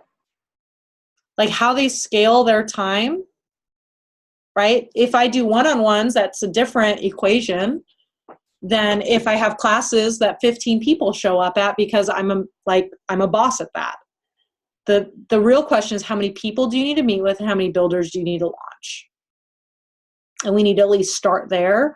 And then each quarter, you'll need to recalibrate to see if you're on pace. Because Sarah could do this. She could do her 4 enrollments. Louise could do her 2 enrollments. She could launch her 1 builder. And then she needs to see, like, am I tracking? Right? And if she's not tracking, we readjust. Does that follow? Okay. So now everyone's brain hurts, and that's okay. So it's 9:51 Pacific. So let's come back at 10:15. And that should give us plenty of time to do the rest. Okay, and go with any questions. And if anyone has questions on theirs, we'll be able to do that. Now, if you are able to type in to the documents, then if you have trouble, we can do a couple screen shares. But if you do it, if you're writing, then I can't do a screen share. So let's take a break. We'll come back at 10:15. Kristen? Yep. Recording. And we're recording. Kristen, can you find the YouTube video that I made on the 4-month part-time plan to silver? Yes. Okay, cool. So I did a little video for one of my recruiting groups on just like what's the math behind potentially, being set up to hit something like silver. None of this math is perfect, so I just need to remind you on that disclaimer. Like what actually happens in real life is somewhat of a crapshoot.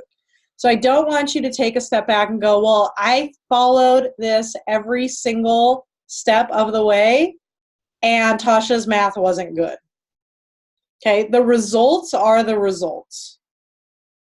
And you're going to have to make decisions as you go through and track this, and that's okay. But how do we feel about, at least I know what I need to do this month? So let's do a quick debrief here. I answered some questions here. So Chandra, I'll ask you a question. We want to get to Blue Diamond down the road, silver by convention. So silver's a whole year away. And I think that if your ultimate goals are to get to Blue Diamond, I'd rev that up a little bit. Kristen, yes, that's the right video. And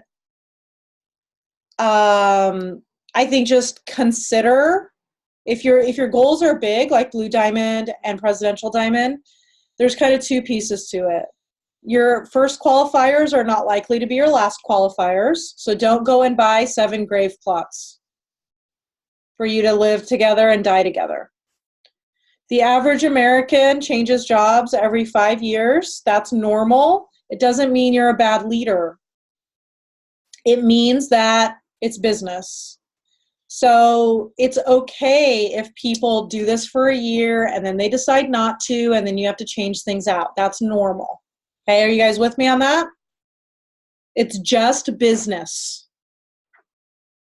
So if your sister, after 4 years, is a qualifying silver for your diamond and decides to go do something else with her life, that's part of it's probably part of life. Every business is going to have turnover, and that's okay. Another question Marzina asked, if we're contributing builders in order for us to qualify, we need to give enrollments. If our qualifier is not able to bring up new builders themselves, would giving up enrollership be a good thing?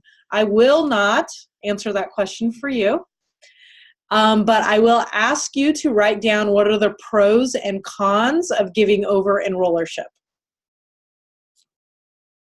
I think the best way to do this, so a lot of people, like Claire says no, other people say yes. I don't think anyone can say yes or no. So I had a really a cool conversation with Teresa Harding, who does a lot of work on placements. And we were chatting in the hall about how she used to be like, no, yes, no, yes, you have to do it this way because of my experience. The thing is each business is different, and whose business is this? Yours. You are the people that need to make the decisions. And when you make the decisions, I believe that you are smart enough to analyze the pros of giving over enrollership and the cons of giving over enrollership and making your own decision. Because when it impacts your profit, who should be making that decision? You should. Do I have say over your profit? No, I can math you things like, here's what I think you should say in your sales conversation, but ultimately whose decision is it to take that advice? Because who has ownership over the results of your business? I could say all sorts of crazy things and you do them. Whose fault is it if they don't work? Whose responsibility? Yours. It's your business. And at the end of the day, our coaches give us ideas, suggestions, and their best advice based on their experience. But it is your decision. So when my coach says, here's what I think you should do, it is my responsibility as a business owner to say, well, here's what I think I really want to do, and to take ownership over that. Instead of saying, you told me to do this, and now it didn't work. The sooner you shift from, I'm part of my upline's downline, to I am the owner of my own business, the better results you will have. Now, I understand that that might be overwhelming for you, and you can take it in chunks. The reality is, at the end of the day, you are responsible for your profit. And so I believe that you need to be equipped to make those decisions. And so that's why in week 1 of Direct Sales Foundation, we teach you how to make decisions, and how in week 8 of your Leadership Foundation, we teach you how to help your team members to make decisions. Because what we run into, so Claire was like, no, right? Well, what's going to happen when Claire starts coaching their people? They're going to ask questions. She's going to say no, and that's not building their critical thinking skills. And so in your Leadership Foundation, we teach you how to make decisions, how to analyze good business decisions, and how to teach your people to make their own business decisions, because it is their business. And when we have more autonomy and more ownership, we're more motivated, we're more engaged. Now, could this create overwhelming and confusion? Yes, to which I will say, because we're at this workshop, what am I going to say to you? Sharon, what am I going to say?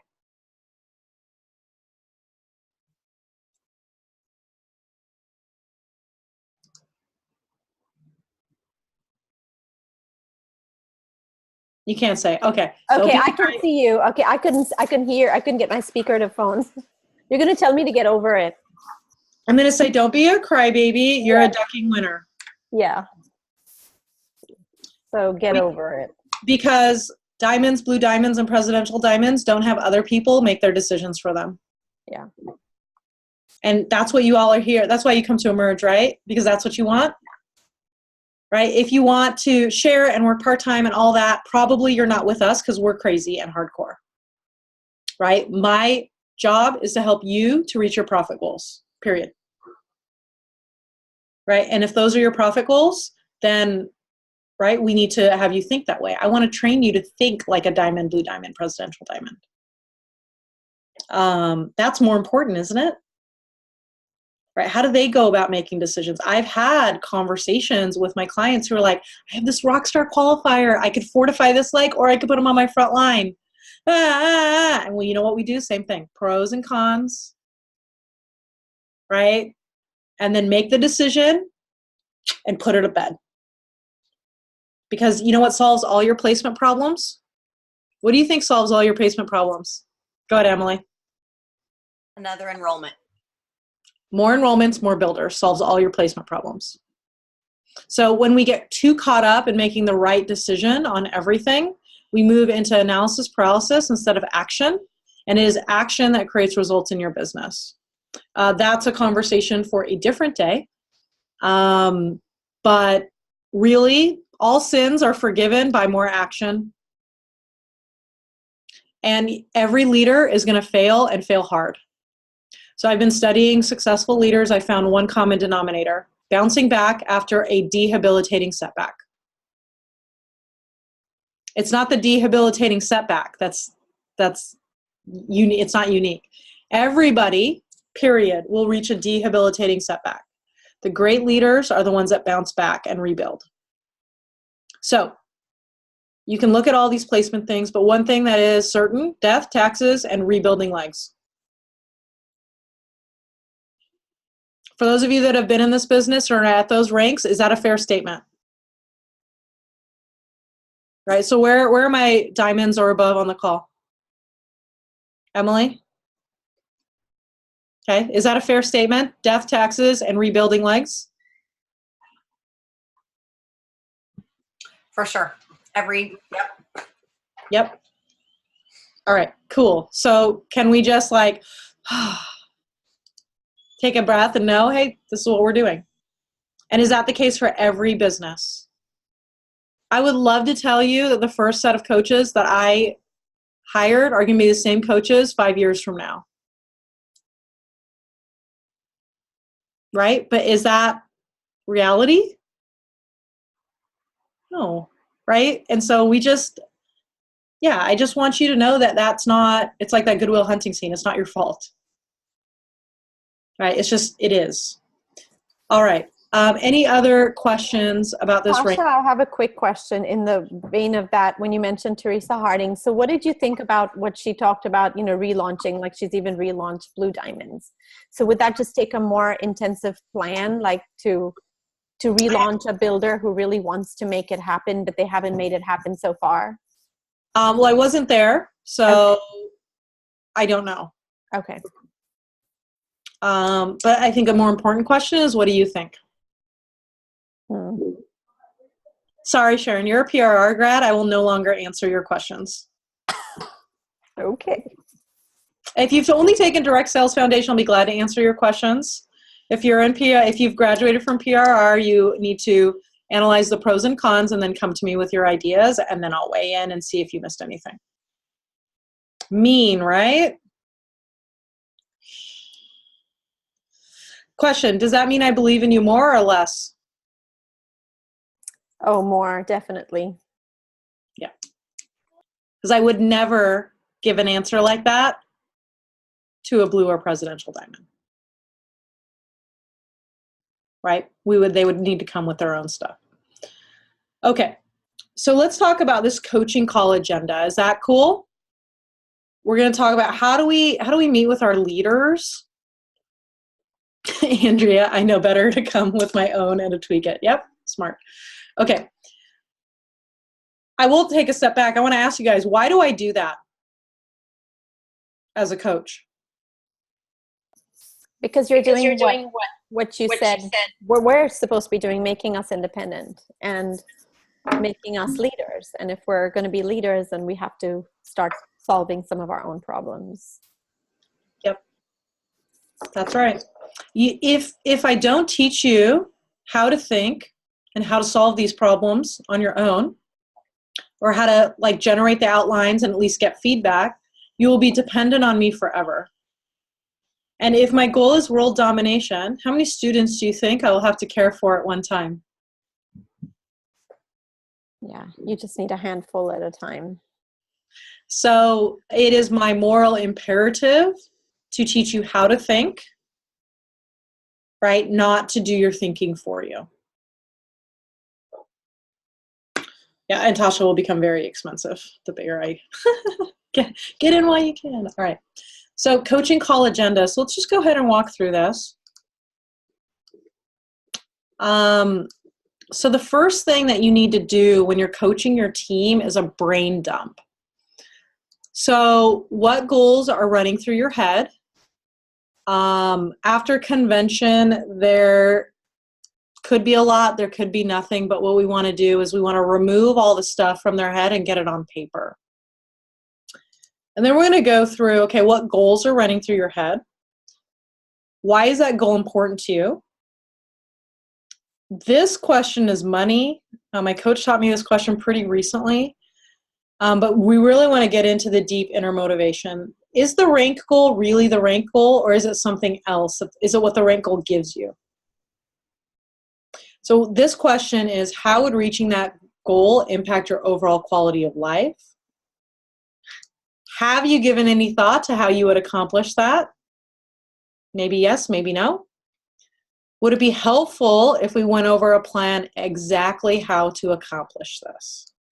So I'm going to put these in the chat, and I just want to discuss a little bit about why each of these questions are so important. Joni, are you saying I'm cheap? All right, I'm just kidding. Jody said in the chat, Tasha's the best deal out there. Am I bargain basement pricing? Am I the Dollar Tree? Do I need to fix some stuff? Maybe.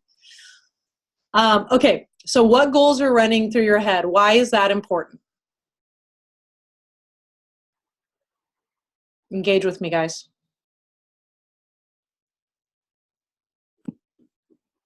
To find out where they are and not directing them where you want to go.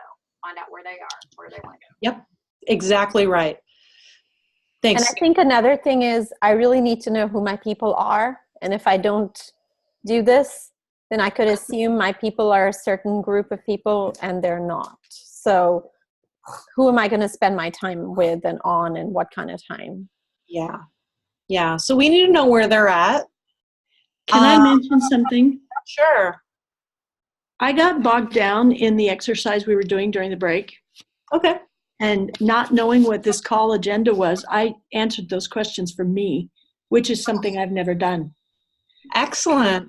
And that was so helpful because it gave me a new goal and a breakdown of steps that I have never been taught how to think this way before. So it's a really big shift and a good one. Oh, I'm so glad. Awesome. Okay, Andrea, yes, this is in the booklet. Okay, so the next question is, why is that goal so important to you, and how would reaching that goal impact your overall quality of life? So I love this new question because it gets to the heart of the matter. So would anyone like to play along with me? Someone who hasn't really participated all that much yet. Christy? Okay, let's go, Christy. Where's your face? There you are. Okay, hey. Okay, hey. Okay, so Christy, what goals are running through your head? What goals are running through my head? Whew. Presidential diamond. I'm diamond, and blue diamond feels like just this like stepping stone, and I don't know why it doesn't excite me as much as presidential diamond. So okay. That's my goal, presidential diamond. And why do I want that? So there's two sides of it. One side of it is all of the lives that are impacted on so many levels, just all of the inspiration and the feedback I get from people, that motivates me. And then there's this other side of me that is real. And it's like this, I equate my self-worth with doing and accomplishing, and yeah, I don't want that to be my why, but it is. I wouldn't be honest if I didn't say that isn't a part of like who I am, and having hey, oh no. No, I honor that, Christy. So how does hitting presidential diamond? No, don't tell me we're losing you. This is so good. I'm going to stop your video and see if that helps. Yeah. Okay, so how does hitting presidential diamond impact your overall quality of life? A lot of times comes down to that. Yeah. Oh, you're cutting out. Dang it. So if I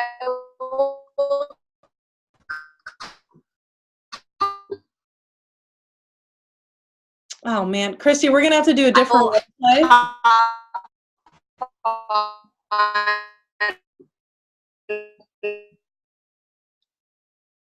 Hey, Christy, I'm gonna have to switch role players because we can't hear you, but I probably will message you and find the answer to this question because I'm fascinated. So maybe she'll get better service and we can loop back with her later. All right, so who else can play along with me then, since we lost that? Dang it. No one else. Everyone else is terrified. I will, if you can hear me and I'm not breaking up. It's Amanda. Hi, I'm not going to role play with drivers anymore. Claire, we've already talked to you. I can do Virginia. Okay. Are you Virginia or are other people Virginia? I'm Virginia. All right, Virginia. What goals are running through your mind right now?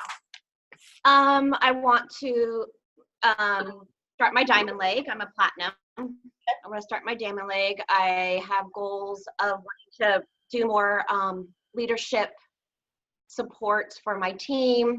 I want to help my leaders reach their goals.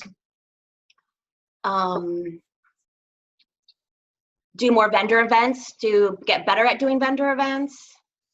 I want to get into Children's Hospital where I used to work. I want to start partnering more with massage therapists. So those are like all these goals I have going on. Do you have a rank goal or an income goal? My income goal is $10,000 a month. That's my goal. Okay. And how will reaching that income goal and these other goals that you mentioned, how will that impact the overall quality of your life? I'll be able to take more trips. I take trips, but they'll be like more fancy trips. And I won't have to like worry about like staying in lower budget hotels. I'll be able to like stay in fancier hotels. And then help my sister pay for tuition for her daughters. That's really important to me. What else? And for me, I'm like, my strength is achiever. Like, I like to achieve, and so I will feel so proud of myself.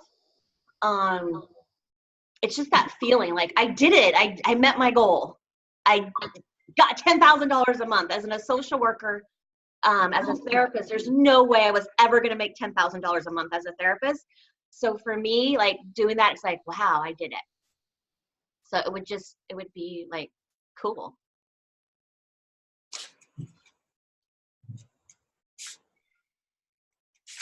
Thanks for sharing that, Virginia. Let me make sure I got everything. So you want to support your leaders, really seem like you want to get out into different areas of the community. And this goal will impact your overall quality of life because you'll be able to spend more time with your family in style. Yeah. Help your family with their education, and you'll be able to be proud of yourself and do something you never thought you could do. Is there anything that I missed? No, that's perfect. Okay, awesome. Virginia, thank you for playing along. That was pretty cool, right? So Virginia, how did it feel being on the other end of that conversation? It felt good to actually verbalize why I'm doing this. Like I think about it all the time, but to actually like say it in front of the whole group, it felt really empowering. And I actually felt the feelings as I was talking, like, oh my gosh, I'm going to go to fancy places. Like it made me feel it. Yeah. And what creates action, friends? Emotion.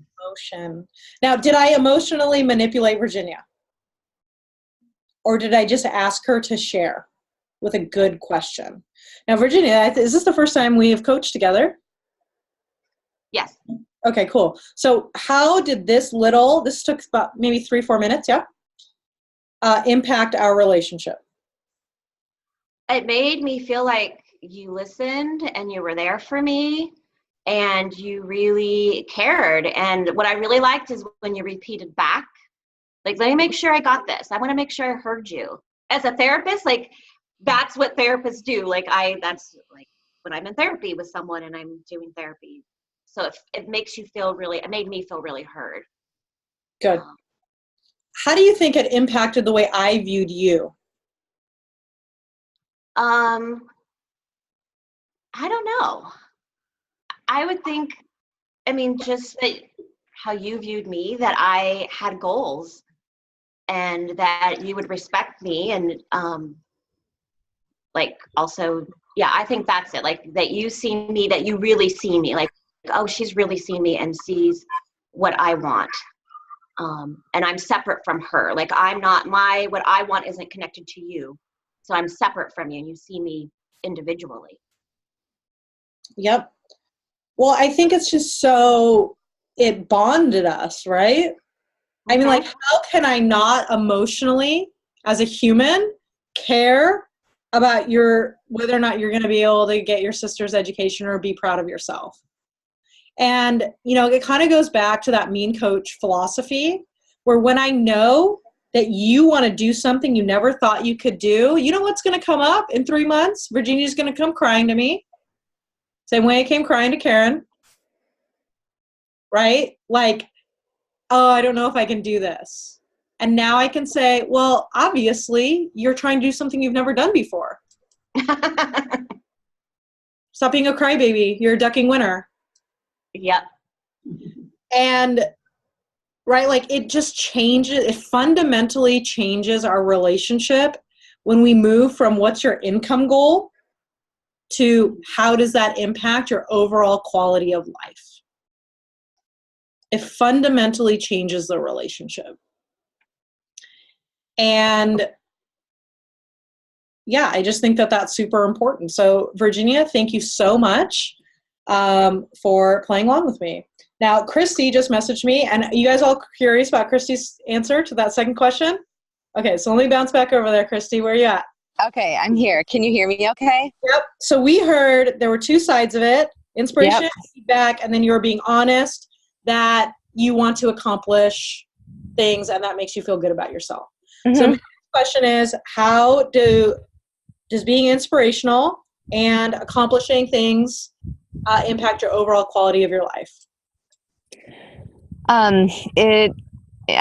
So inspiring others and then accomplishing things impacts the overall quality of my life because I feel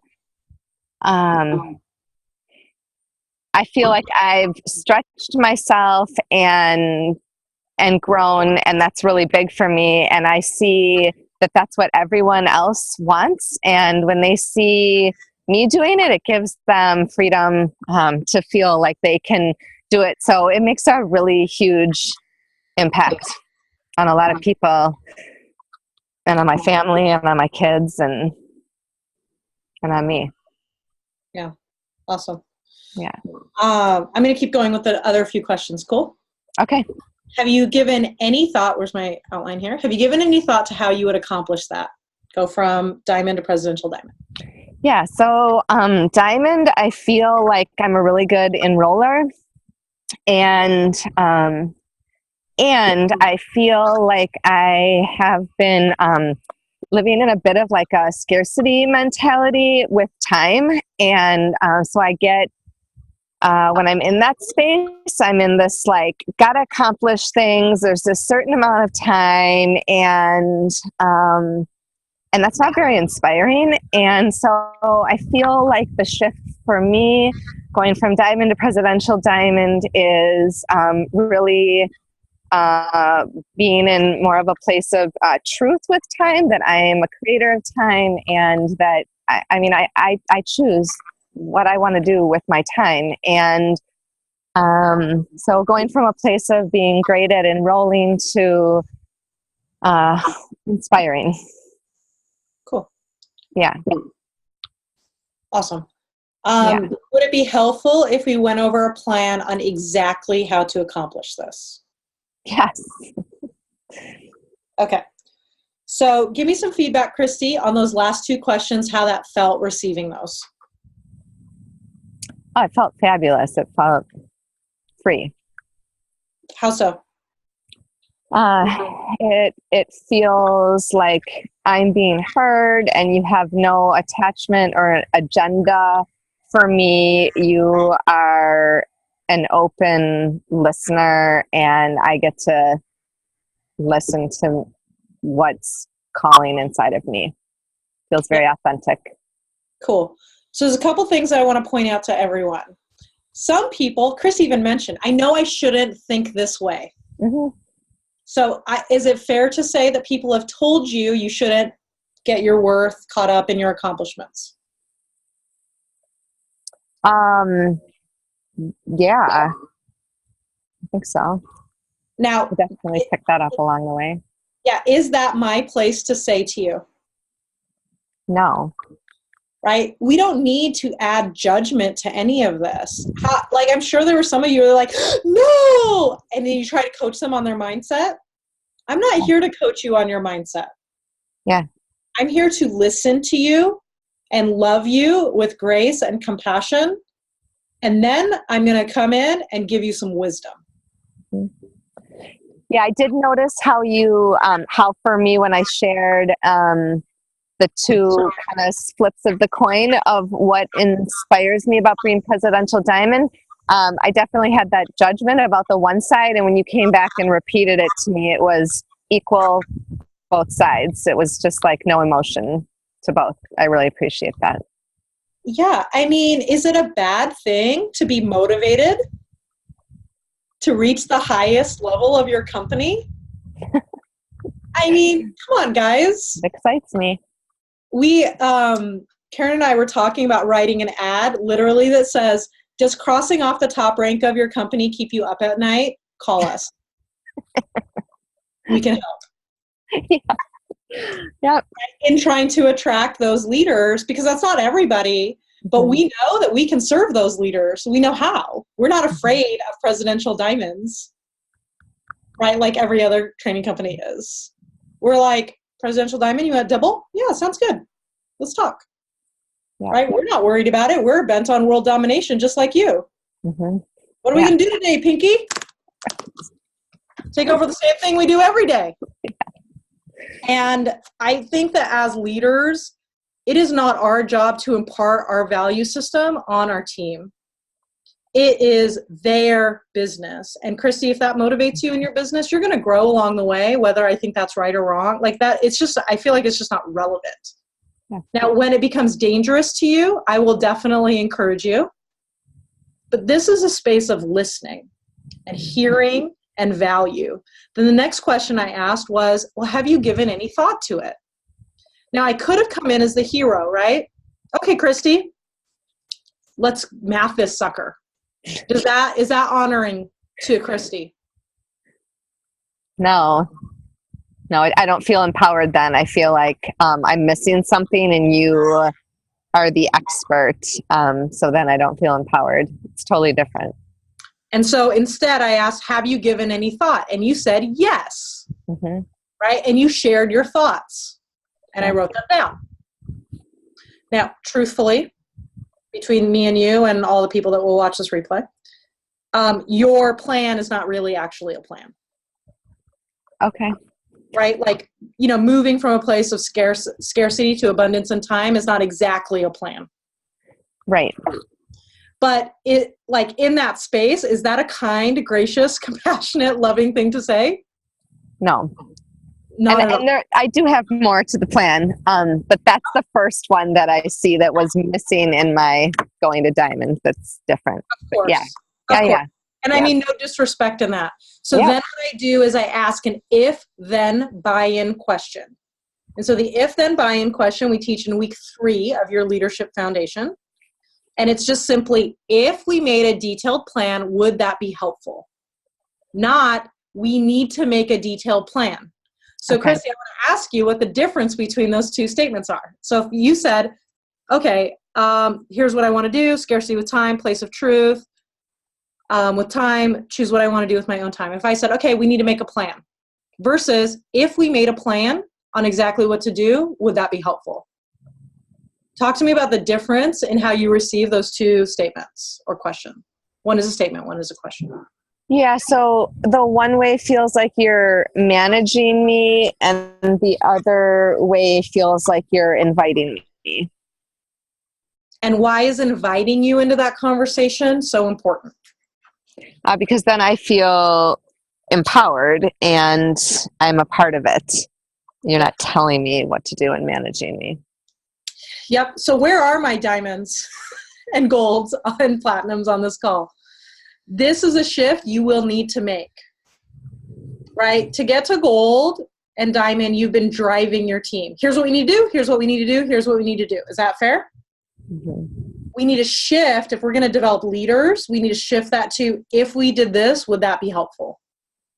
Did that take me more time to ask that question? Nope. But you know what I just saved? Hours and hours and hours of doTERRA. Yeah. Right? Because I'm going to piss you off. You're going to feel micromanaged. You're not going to have ownership over our plan.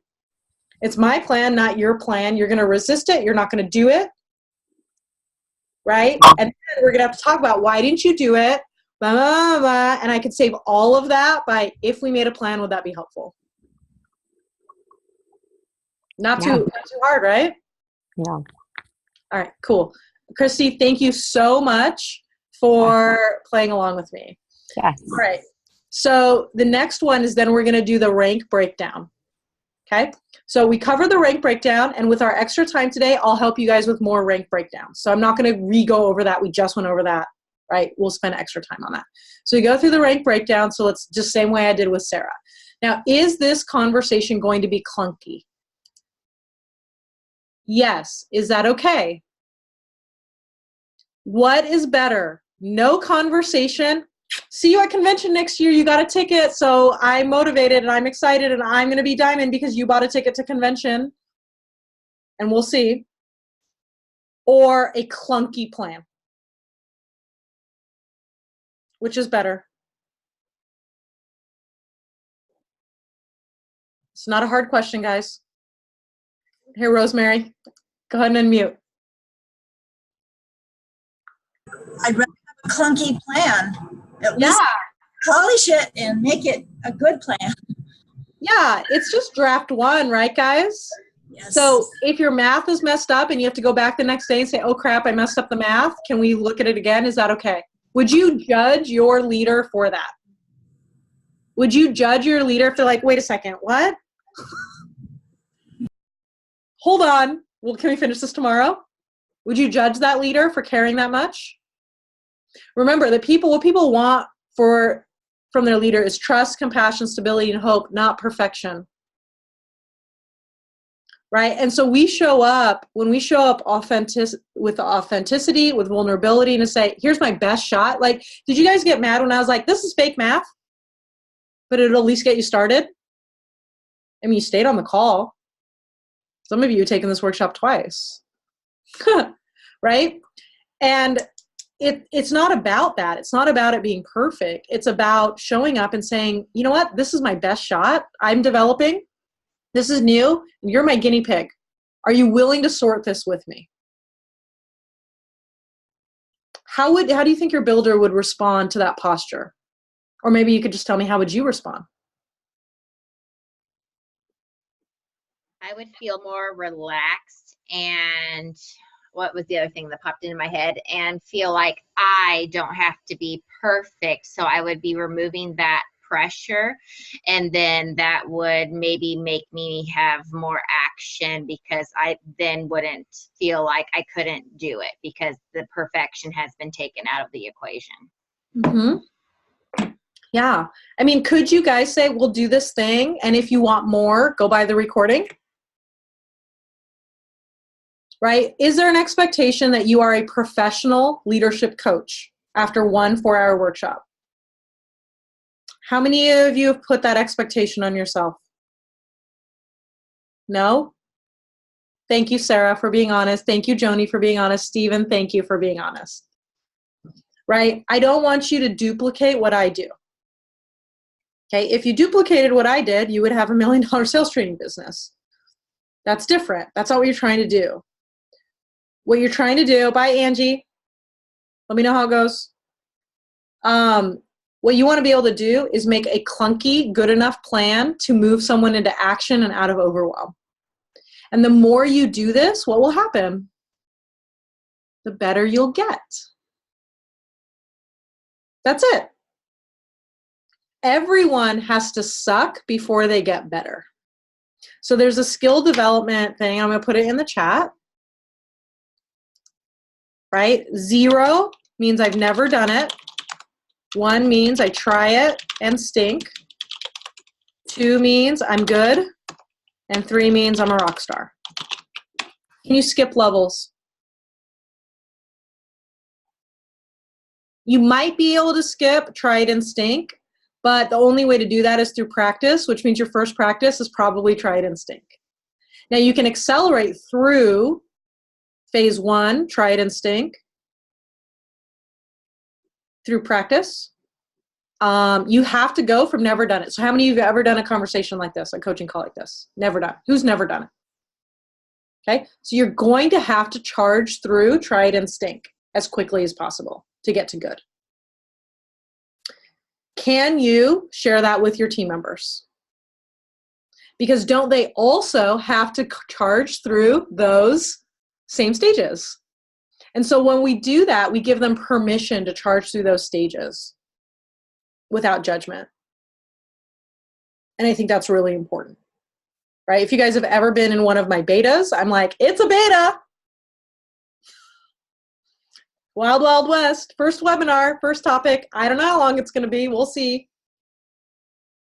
Right, but this one, this is dialed in. Second time I've done it. Might actually end on time with time for questions. It might be a miracle. right? But it happens. Okay, so we clunkily break this down, and then we're going to go through the monthly breakdown. Now this section here, right, so we're going to go through, so the goal planner you can just print, write down the brain dump, write this down, right, ask the follow-up questions. We have rank breakdowns. I think I put 3 in there. If you're trying to work your person to presidential diamond, then you'll need more. And then you can add in whatever is necessary. And then we can break this down. Now, this is a critical thinking exercise. I suppose we could call it the time machine exercise. I didn't come up with it. I learned it somewhere. But I think it's super powerful. So what we want to do is we want to fast forward and we want to anticipate the obstacles. Okay, so who can play along with me? Who has a plan?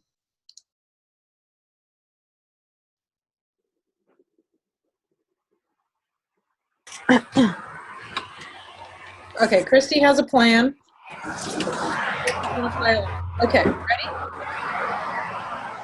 Okay. Okay. So Christy, fast forward to 2000. Oh, I never changed that.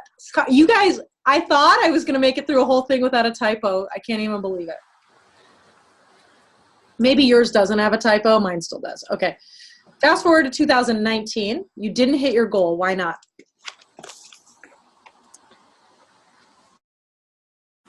Because I wasn't clear. Tell me more. I got caught up in making my kids all their food from scratch and doing all the things I do with mommy guilt. Okay. What else would prevent you from reaching your goal by 2019? I didn't do my one-on-one every day.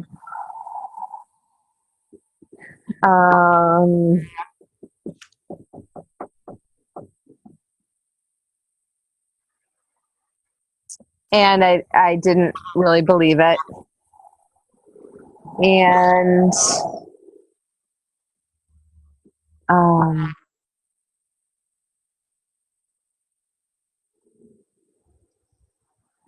I got attached to the people that were building, placing expectations on them, that they were like the ones.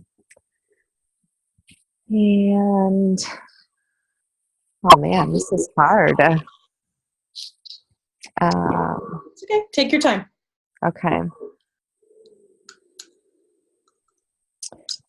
Yeah, so I got caught up in little tasks of like managing my team that I already have and all that stuff, and got caught up in being perfect.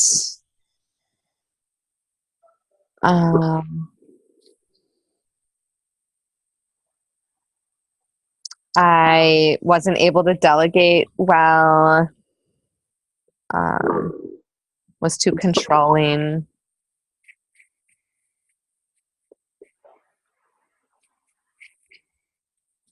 Yeah. Okay. Yeah. So let's fast forward to 2019, and you did hit your goal, Christy. That feels way better. What did you do? How did you hit it? What did I do? So I was honest with my goals and my time blocking, and I did my one-on-one every single day, and I spent my 2 hours of just making calls and teaching people and doing the stuff that that I'm good at. That's hard, but like I have to keep putting it out there. So I did that every day, and I said no to being perfect and let things go with the house and the meals not being just right. And I believed in my team to reach their goals, whatever their goals are. And I attracted leaders all the time that felt inspired and believed that that this could make a big difference in their life. Awesome. Thank you. Oh, that was so mean. So crazy. Yeah. Okay, so is that important to do? Yeah. Oh my gosh, that was, yeah. I've never done that. So tell me what's going through everyone. I think everyone's like, right? And were you all like, Tasha, you were so mean. Was that mean or was that loving? It was just real. Yeah. Yeah, it was like bringing it all up, all my strengths and all my weaknesses right to the table. Well, I mean, because I don't want to tell you I told you so next year. Yeah. Right? What are my options? Are obstacles real toward goals? Yes or no? Yes. Now, is it loving for me to say, all right, Christy, well, you want to hit the goals, but you know what? Let me make a list of all the reasons you might not. Let me tell you all your flaws right now. Mm-hmm. You have too much mom guilt. If you're going to do this, you need to stop cooking for your family. And like your concept of perfection is it's not going to work. Right? It kind of goes back to that question earlier that someone asked, do we tell someone it's unrealistic to reach gold if they're only working 5 to 10 hours a week? No, but we can ask them, let's fast forward to 2019, you didn't hit gold, why not? Mm-hmm. Yeah, I love that. Guess who's going to say I didn't work enough hours? Mm-hmm. They are. If we say it, it's hearsay. If they say it, it's truth. Yeah, that's powerful.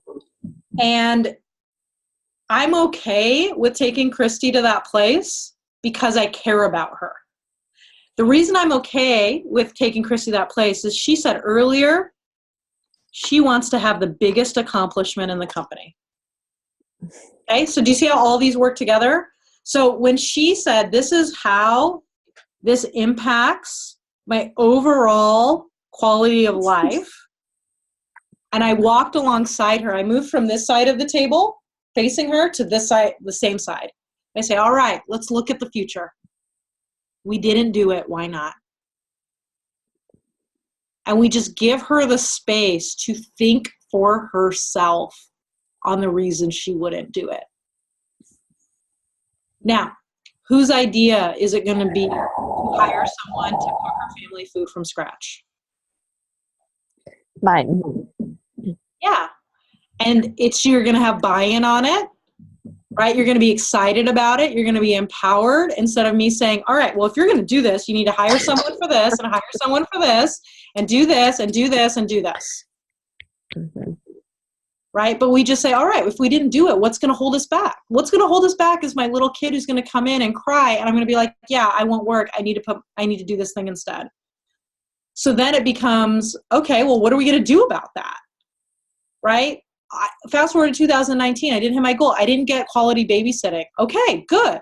So don't come to me 6 months from now and say, oh, my babysitter quit.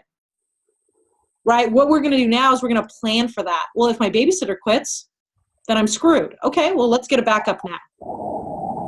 Contingency plan, ready, go. Right? What could prevent me? My health. My health goes up and down. Okay, so what do we need to do in order to maintain that?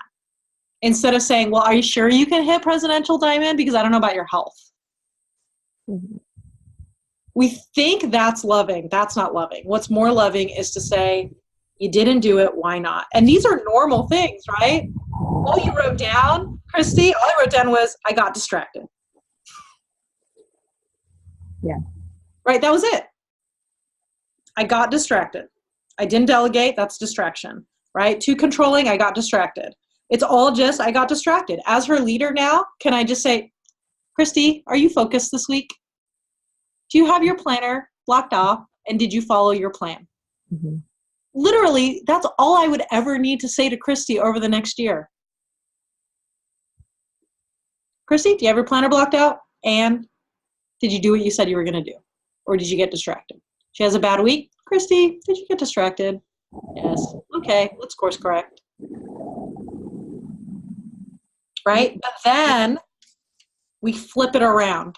Okay, you did it. How'd you do it? And she's like, I was honest with my goals. I time blocked. I did my one-on-one. I said, no, it's the opposite of the reasons we didn't do it. Right? So she shored up her solutions. Right? I didn't say, okay, the reason you didn't do it is because you were making homemade food for every single meal and got caught up in that. I didn't say, well, let me tell you a solution. I said, okay, how'd you do it? She said, well, you know what? I just set that down for a time. Mm-hmm. And then it's hers. Right? So, I mean, you had the outline, Christy. You knew what I was going to ask. You're like, nope. Okay, no. So how do you feel, Christy? You're like, I'm never volunteering for anything. I am so grateful for your great leadership and for really sitting beside me and letting me go through that process. And wow, yeah, it's amazing. And I love that it just comes down to the non-judgment of like, yeah, you got distracted. Okay, how are you going to course correct that? I love it. It's really simple. Yeah, so these questions on this handout, okay, who here on this call can read? Okay, excellent. So can you do this coaching call? Like, can you create that space with your builder by saying what's going through your head since convention, what goals are running through your head, how does this impact your overall quality of the life? Clunkily go through the math and say, fast forward, you didn't hit your goal. Why not? What happened? Let's brainstorm this sucker. Fast forward, you did it. Maybe do the right year. I recommend that you do that. How'd you do it? Right? Well, let's look at what skills. Now we have some ideas. So I'm just going to listen during that section. Did you notice how I just listened? I didn't add any thoughts. My thoughts are going to come here. Okay, so is it okay, Chrissy, if we keep going? Sure. You're like, I didn't have this outline, so no, I really had no idea, and I'm really grateful. Thank you. I feel like that just made it so much more authentic, so I thank you for being willing. Yes. Okay, so we're going to go through the skills assessment here, and we're just going to see how you're doing on it, because it's skills plus action equals results. What do you get when you motivate an idiot? Just action will not get you results, and just skills will not get you results. Sorry, my Emerge junkies, you actually need the action. Okay, skills plus action equals results. So how are you at planning and prioritization? Never done it, just starting, good, rock star. I'm good. Okay, cool. What about communicating a clear vision to your team?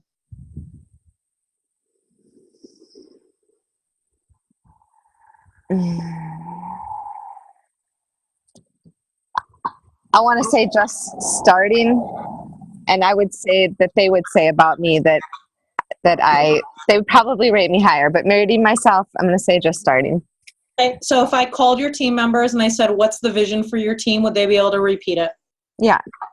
Okay, so I'm going to put it at a 1.5. Okay. Okay, so we'll split the difference between what your team would say and what you would say. Okay. Goal setting and achieving.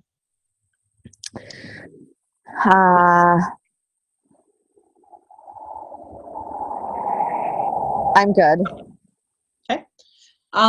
Appointments, setting appointments. I feel like I just keep saying I'm good. I mean, maybe I'm gonna get somewhere. All right, I'm just gonna keep going. Yeah, you're a diamond, right? So just wait till you get to the bottom ones. Okay. All right. Cool. Right, because these are in order. So you should be good. So part of the skill assessment is also to build confidence in these things. It's not just to call you out, right? Yeah. Making sales in average order. So my goal for myself is that I teach someone every single day, and one day last week I didn't, but then I taught two people in one day, and both of them want to share and build, and it's amazing. So I'm good at setting appointments. Okay, cool. Making sales, closing skills. I'm a rock star at that. That's like one of my skills. Now you're owning it. Lead generation. I'm good. Customer retention. That I want to say just starting, because I'm spending a lot more time on relationships and giving more time to people. So that I'm just starting. Okay, launching new builders. So now we're moving into leadership skills. Okay. Am I good at? So is this related to their success, or me helping them get started, and then? I would say, how many people make their first sale on their own? Okay. There we go.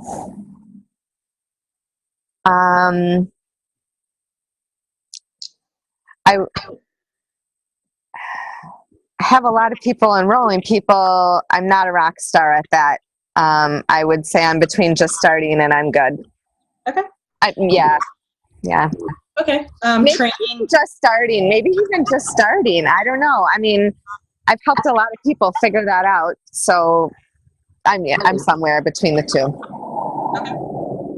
Training new people. So this would probably be like their first month productivity. I would say just starting. Coaching to sales results. So the people you're coaching or mentoring, if you're not mentoring or coaching anyone, that would fall never done it. But are they improving consistently in their results? I want to say just starting. Okay. Gaining buy-in. So that's not buying in on legs that don't have enough volume. The difference between I'm going to tell you your plan and if we talked about a plan, would that be helpful? Right? Bringing people into the fold. Gaining buy-in. Yeah. I feel like I'm just starting. Okay. Developing leaders as opposed to followers. That I'm just starting as well. Okay. Team culture. I'd say I'm good. Okay. And scaling, so as people ask what scaling is being able to multiply your influence. So moving from one-on-one influence to impacting several people at a time. So like I have my one-on-one coaching practice, and then I scale my influence through things like Direct Sales Foundation, Leadership Foundation, group coaching, right? Podcast, Yep. right? Yep.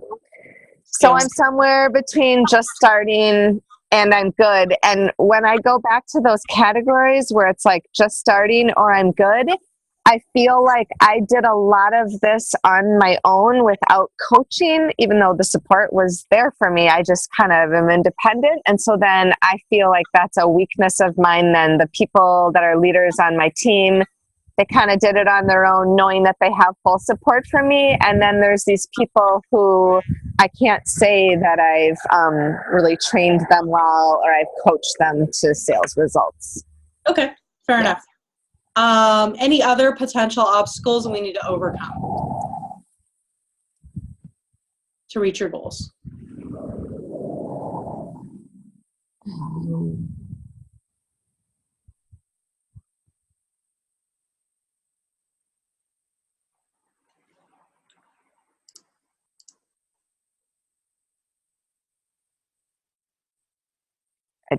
I guess getting distracted. Okay, same thing. Yep. Okay, now we have everything we need to fill out the plan. You guys see that? So there's a couple nuances to the plan here as I kind of finish this up with Christy. So we have your enrollment goal. Do you have any idea what that is based on your breakdown? I don't know if you were driving during all that. Yeah, I was driving during that and at my daughter's play. Okay, so let's say we have that, whatever that is. Okay. Right, but now we can take those skills and I can say, all right, so some of the skills are retention, recruiting, training, coaching, gaining buy-in, developing leaders. Yep. So which two skills do you want to focus on first? Developing leaders and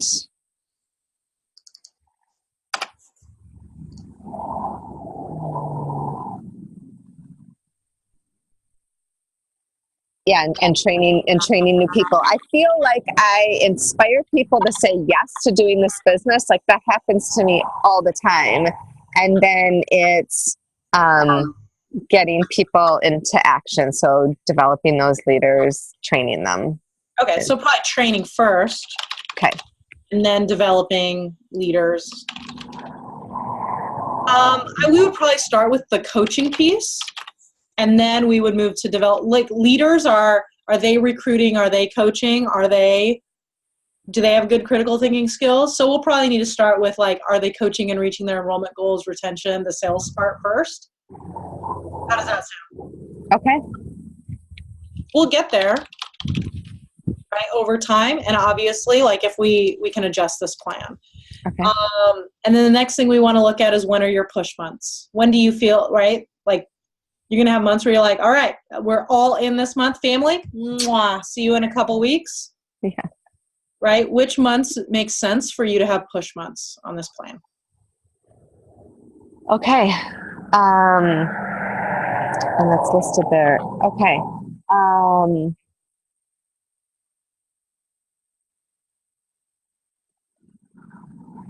So I love October and November as push months. I also, my biggest months are always December. And I wouldn't even say I'm pushing. I just say the company's doing it for me. And so push months, then I want to be realistic.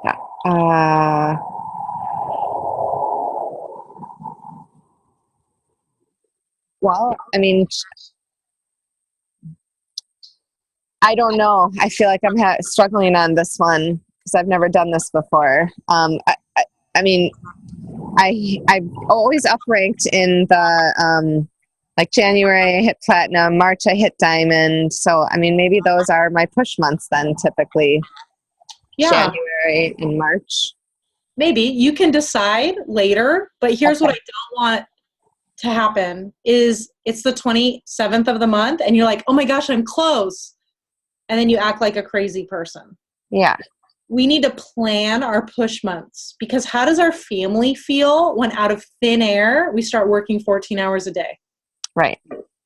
Yeah. That's not healthy for us. That's not healthy for them. That's not healthy for our team to not know it's a push month. Yeah. Yeah. Right? Now, this might be impacted because at the level you're at, it might be impacted by your team's push months. And that's what happened to a couple of my clients is they were like, okay, I want to hit presidential diamond by like November or September. And then when they did these calls with their team members, all their team members saw a diamond push month in February or platinum push month.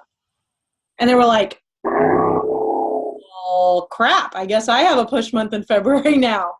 Yeah.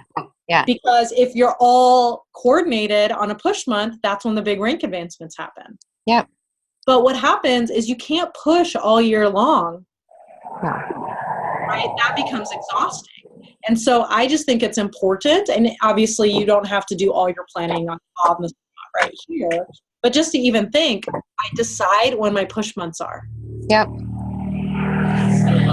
In my business, guess what September is?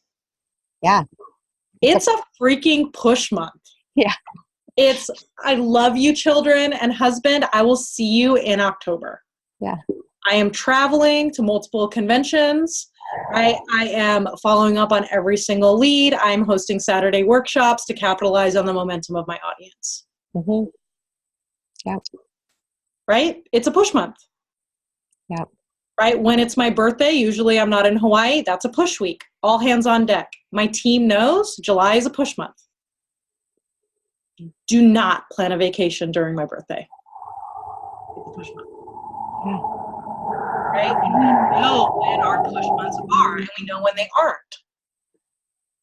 And that decision is so important for our overall joy in our business. Because what I saw you about to do is schedule a push month in October, a push month in November, a push month in December, a push month in January. Did you guys see that play out? Start playing out? And the thing is that honestly, so I hit diamond 3 years ago, and I haven't really had push months other than like my team and they're, supporting them in their pushes, and it hasn't like been for my own rank. So I'm really excited. And so, yeah, you can see that I like kind of went into manager mode and wasn't doing as many enrollments as I'm capable of. And so I'm excited to claim some push months and shift into a different place. Yep. And those push months, right? It's not that every month from now to convention, you hire someone to cook your food or whatever. I mean, that's kind of the joke we're talking about. I don't know. Right. But like, if that's the thing, right, then it's maybe not every month. It's just your push months that happens. Everything else is in a normal mode. Right. And the question in the chat from Stephen is, what does a push month entail? Well, this is where I get snarky. A push month is the way you should act all the months, usually, when you actually follow through on your commitments. Think about the last 3 days of the month. Isn't that what you should be doing all the days of the month? What do we do the last 3 days of the month when we're pushing? We call our customers and see if we can help them. We meet with our builders and practice with them and help them set up a plan. Like, isn't that what we should be doing all month? But let's say your normal MO is to work 30 hours a week. That's a normal. And on a push month, you probably dial that up to 40 or 45. Mm-hmm. Now, you can do push months. You can do push weeks.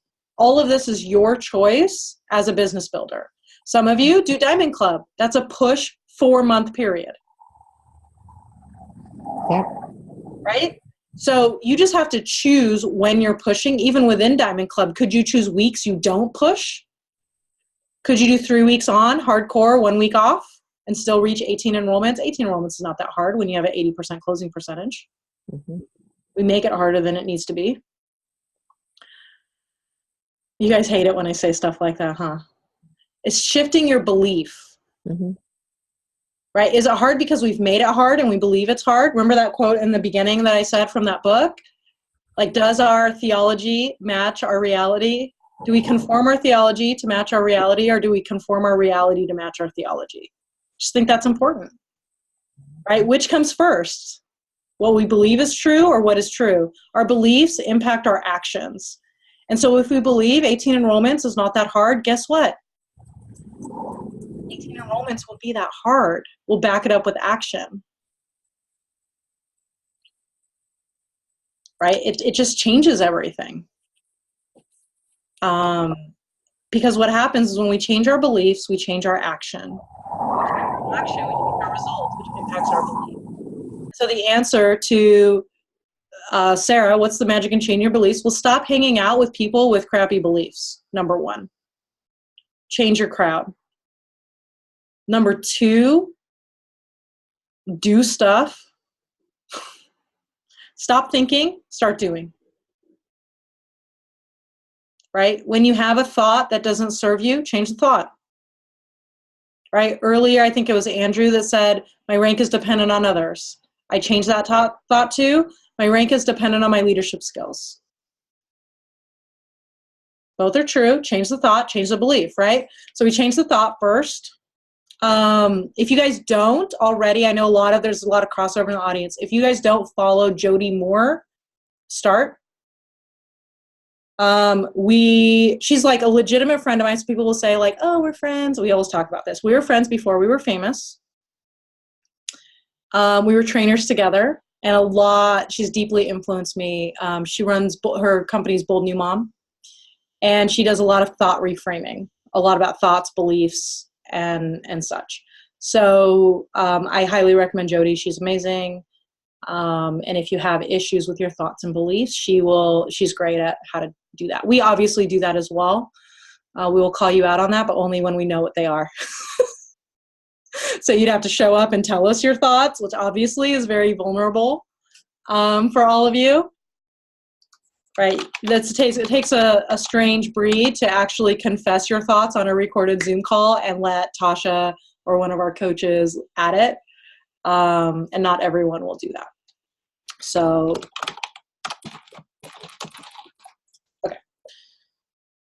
Okay, good. That's the coaching call. So how do we feel?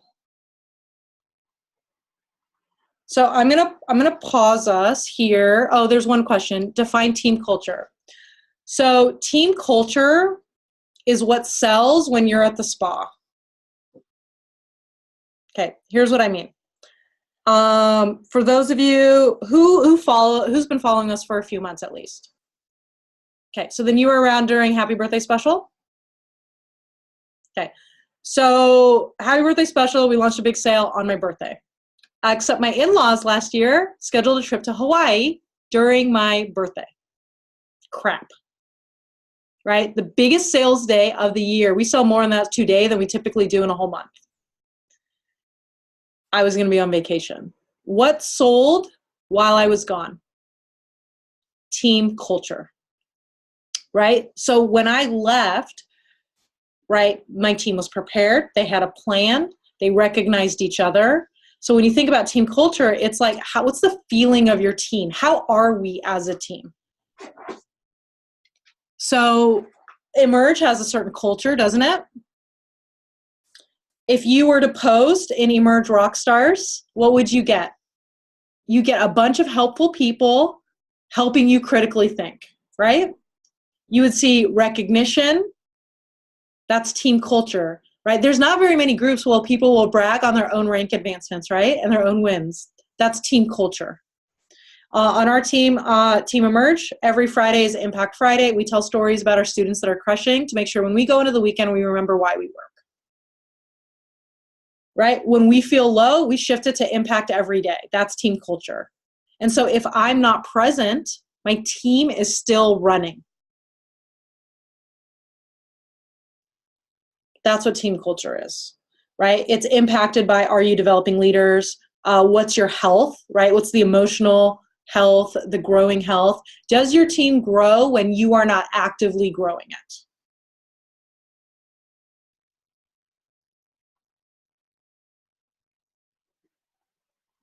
Does that answer that question? Cool. Question from Virginia. How often do you do this type of coaching call? So I am going to ask you, Virginia, what do you think?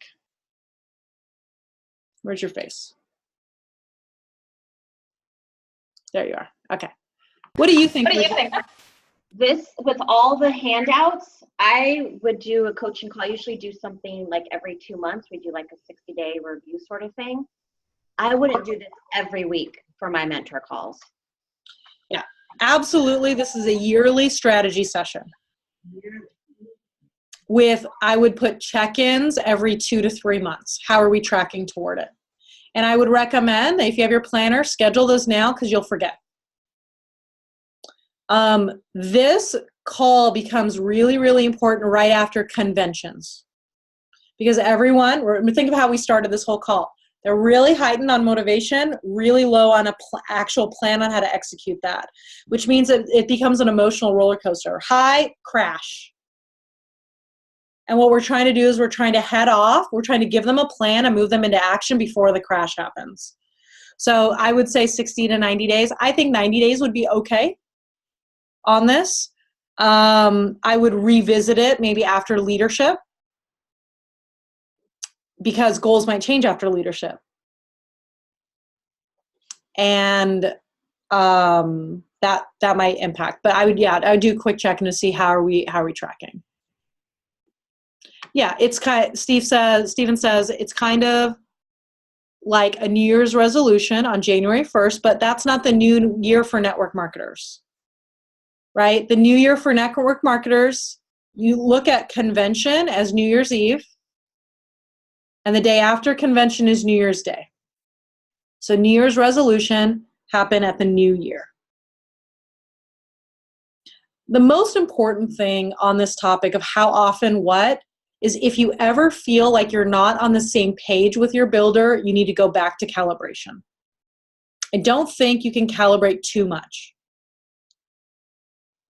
Right? So there are different calls, Virginia. I'm assuming you have not taken Leadership Foundation, or have you?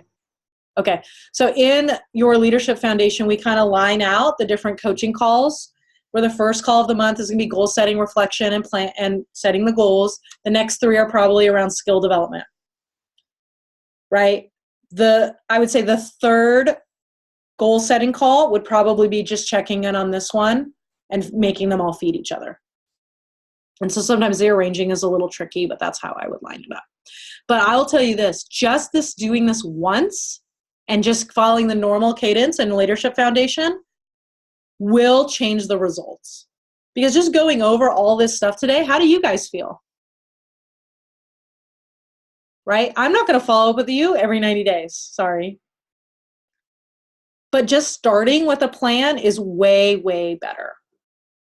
So what I'm going to ask you now is, what are your takeaways from our coaching call today, our workshop today? And also I'll ask you 2 questions. What's your takeaway, and what kind of support do you need in order to make this a reality? So let's jot those down. Okay, so takeaways and support. Go for it. Go ahead, Chrissy. Okay, I feel like I have tangible tools for developing my leaders and for supporting them into action through them, through sitting next to them. I love that analogy, just sitting next to them and them. I'm listening, and they're brain dumping, and they're creating their plan, and it just feels like a tangible plan. And the way that I can make it happen, what is my tool then is actually scheduling in the calls. So I'm going to contact my leaders and invite them to set up a one-on-one Zoom with me as a yearly goal setting after a convention, and invite them to put all of that high energy and dreams into action. Cool. I love it. Yeah. Thank What you. kind of support do you need? Accountability, that I'm not getting distracted, and that I'm actually setting up those calls. And then what kind of support do I need? And then I also need the accountability of Emerge training, so that I can keep getting fed and maintain my clarity on my vision and what my push months look like, and stay true to my goals. Awesome. I love that. Yeah. Christy. Thanks. Who else wants to share? So we have some in the chat. I need to complete my courses. Good. My approach has been running with scissors. No more. See, that's mean, and I didn't even say that. I just want to say that sometimes you guys are the mean coaches. Chris already used that if we blank, would that be helpful? And a leader set up a time to talk today. Awesome. Way to move into action, Chris. Action plus skill equals success. Putting the numbers, I have a lot of work to do. Going through the goal planner, the goals planner, the importance of lead generation, accountability. Quit crying because I'm a ducking winner. Thank you. Hopefully, I don't know how many people dropped off the call because of language, but it shows that we have trust. I know you all think you guys all do think with these words, right? So, just saying. Let's keep it real, guys. Plan my year, keep enrolling, watch the videos. If you just took Sales Foundation, doing those things, not that how many people just worth taking Leadership Foundation, I'll answer that. I can do this, I need to be honest and do the darn work. Yep. Reminders of what get results, remembering to prepare obstacles, value of understanding emotions, cool, get the cobwebs out of my head, accountability, standing board. Distractions or focus, support, moving into action. Okay, cool. Hey, Tasha? Yeah. Can I ask you, So because I haven't done this type, like this format with my leaders, how much time on the average do I need to block per person? That's part one. And then I have kind of part two to that. Like, are we an hour? Are we? I think you can, it kind of depends on their rank goal. So the longest part of it, well, there's a few factors. If you've never listened to them ever, it could go one of two ways, right? So if your coaching cadence is usually like, here's what you need to do, and blah, blah, blah, blah, you'll either open up Pandora's box and they'll share everything with you, which will lengthen time, or they'll just be short and to the point because they're not used to it. So that's a variable. The second variable is what their rank goal is. So it obviously it takes longer to do a presidential diamond rank breakdown than a silver rank breakdown. So we're doing that at the same time. We're just going to pull up their genealogy and we're going to do some detailed, like, let's look at your leg. Let's do all this, the math right now. Yep. And I don't really hold a lot to current LRPs or projections or anything like that, because I think then people get really caught up in what they can't control. What really matters for long-term sustainability is how many builders do you have that are working. Okay, so that leads into part two. Just with the dynamics of where things are, the leaders, my frontline leaders or qualifying leaders obviously aren't on this call, so they don't have this. And so because, well, you have a little history on this, right? You kind of know where I'm at with this. I then am the one where everybody on my team wants to schedule a coaching session with me. So right. May not be qualifiers and they're down under some other leader and da-da-da. Like, so I guess my question is, I work in a certain way. Like, these people get this direct time with me if they're, earning it. This is for everybody on the team, da-da-da. Like, is this something that you would recommend opening to anybody on my team that wants it? Because in the end, it's going to add to the residual. Do you follow me? Yeah. So I think you have to decide, this is a bigger question of what's my role on my team. Okay. Which is, are you the source of all knowledge or is it their own business? Okay. So my thought process is that you start with your kids, which are enrollers. So this is some of the stuff I teach in the advanced recruiting course. Kids, get your food every day. You feed them every day. Your responsibility. Grandkids, you feed when they're around, when they need you, when they're at your house. Okay. And or if their parents are incompetent or incapacitated, right? If you had a grandkid and your kid was super sick and in the hospital, would you feed your grandkids every day? Yes. I got a lot of. If they were unfit parents and got sent to jail, then you would take care of those people, those children as well. Okay. The neighborhood, the rest, everyone else in your organization is what I consider the neighborhood kids. And they can get their own food. It's their business. However, if you are generous and you have tons of extra time, by all means, provide to everyone. Got it.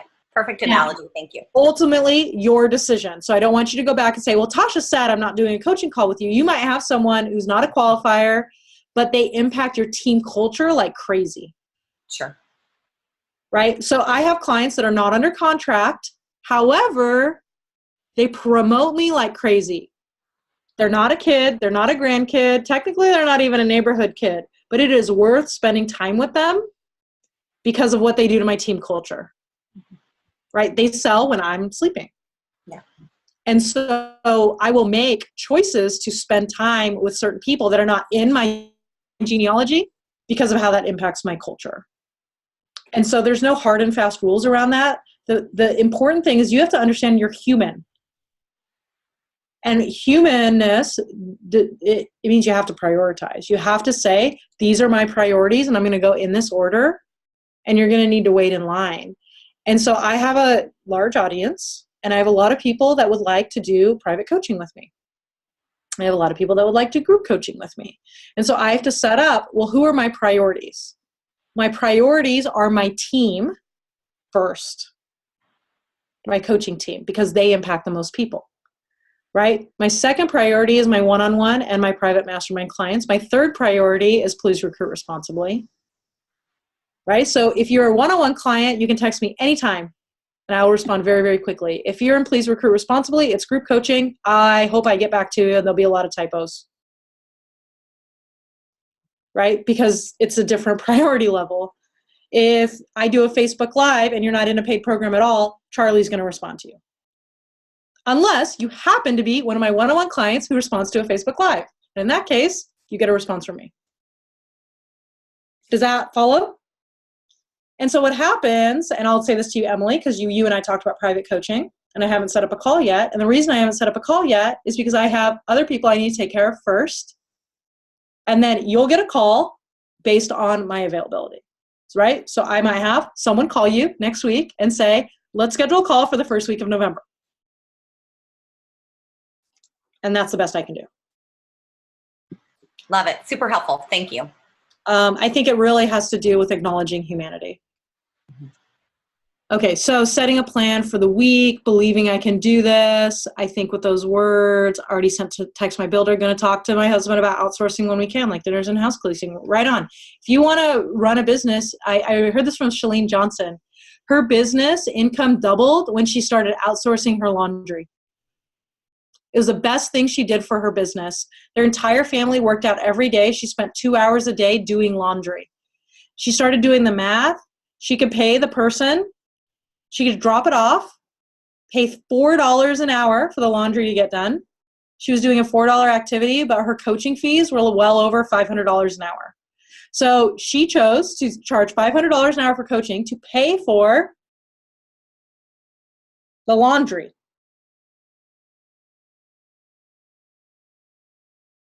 Right? Like, it's different. Chrissy said same thing happened with me and laundry. I mean, like, you have to look at what is your time worth, and is your time, can you take the 4 hours it takes to clean your house, which might not even be your zone of genius? Like, I suck at cleaning really, really bad, right? So if it's not my zone of genius, I'm not going to do a good job. In 4 hours, how much revenue can I generate? So I can spend my Saturday morning running a workshop in which will generate $5,000 of revenue, or I could spend my Saturday morning cleaning my house, which cost me $150. Which do you think is a better business decision?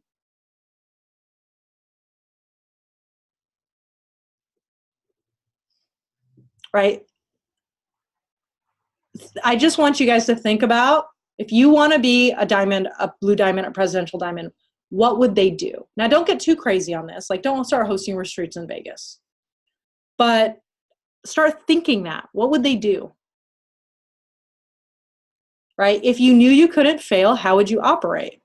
Right? Do you wait until you can afford a coach, or do you press yourself to get the development that you need so that you can well exceed that investment?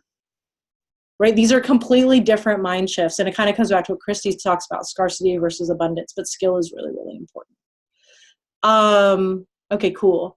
So would it be helpful if I shared with you kind of like what you guys can do from here if you don't know, like how we can support you? Okay. So I don't have a deck prepared because this is a paid workshop. So, oops, that's not what I wanted to do. Stop share. So I'm going to do this. I'm going to try to keep it simple. Okay. So we kind of have two different paths. So we have, okay, help me emerge.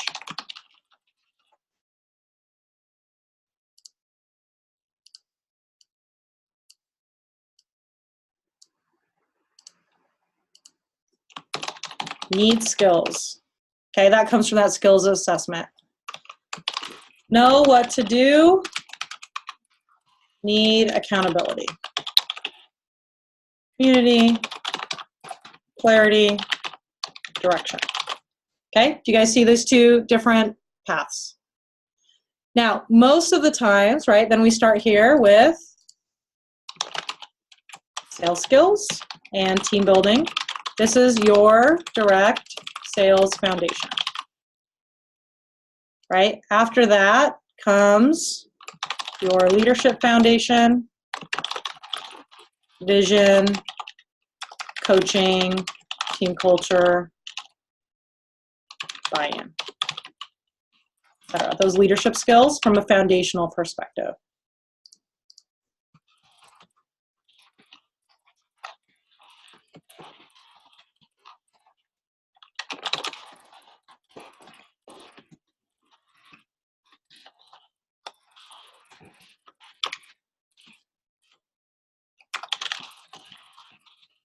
I don't know if that's really a skill, but that's what we do in that one.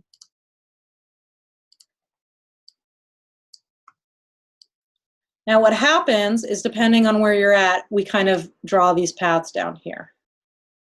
Oh, that's bad. Okay, does this make sense?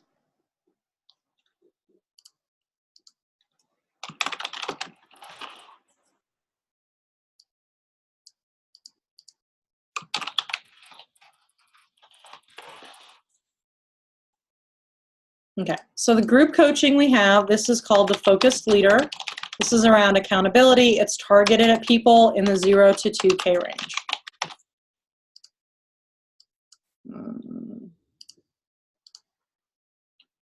Okay, so if you've taken these things and you need to get your butt in gear, focused leader is the right place to go.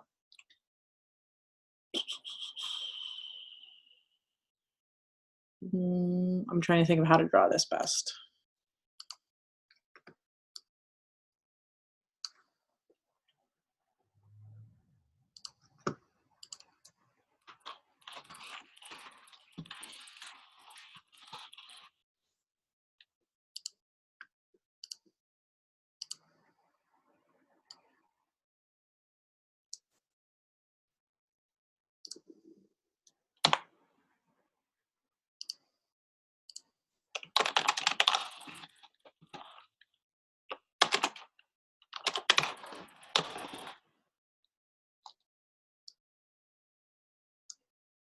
And then there's get me there fast one-on-one coaching.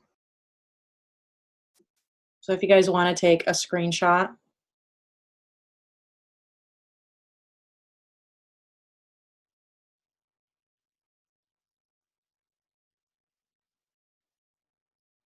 Tasha? Yeah. I have a quick question. My daughter is wanting to start from 0 to Blue Diamond. Should I have her go through the process or go over to Get Me There Fast one-on-one coaching? Well, I think that it's worth a conversation with a coach. Okay. With her to see, because if she does the one-on-one coaching right, she'll get all of this faster. So what I find when I do one-on-one coaching, like at the Blue and Presidential Diamond level, they're just like, I want to charge through this and get that personalized. I want to go faster. Yeah. Right. So you pay for speed. Right. Now there are pros and cons to community. And so typically the people who have one-on-one coaching, for them to do best, they need to also have community. So I would say for your particular person, and really this is kind of to anyone, if you don't know, the best thing to do would be to ask and talk to a coach. Right? Because we want to make sure that you're set up well. And it all kind of depends on action, right? She can go through it, but it would have to be, Joni, a binge session on Direct Sales Foundation for sure.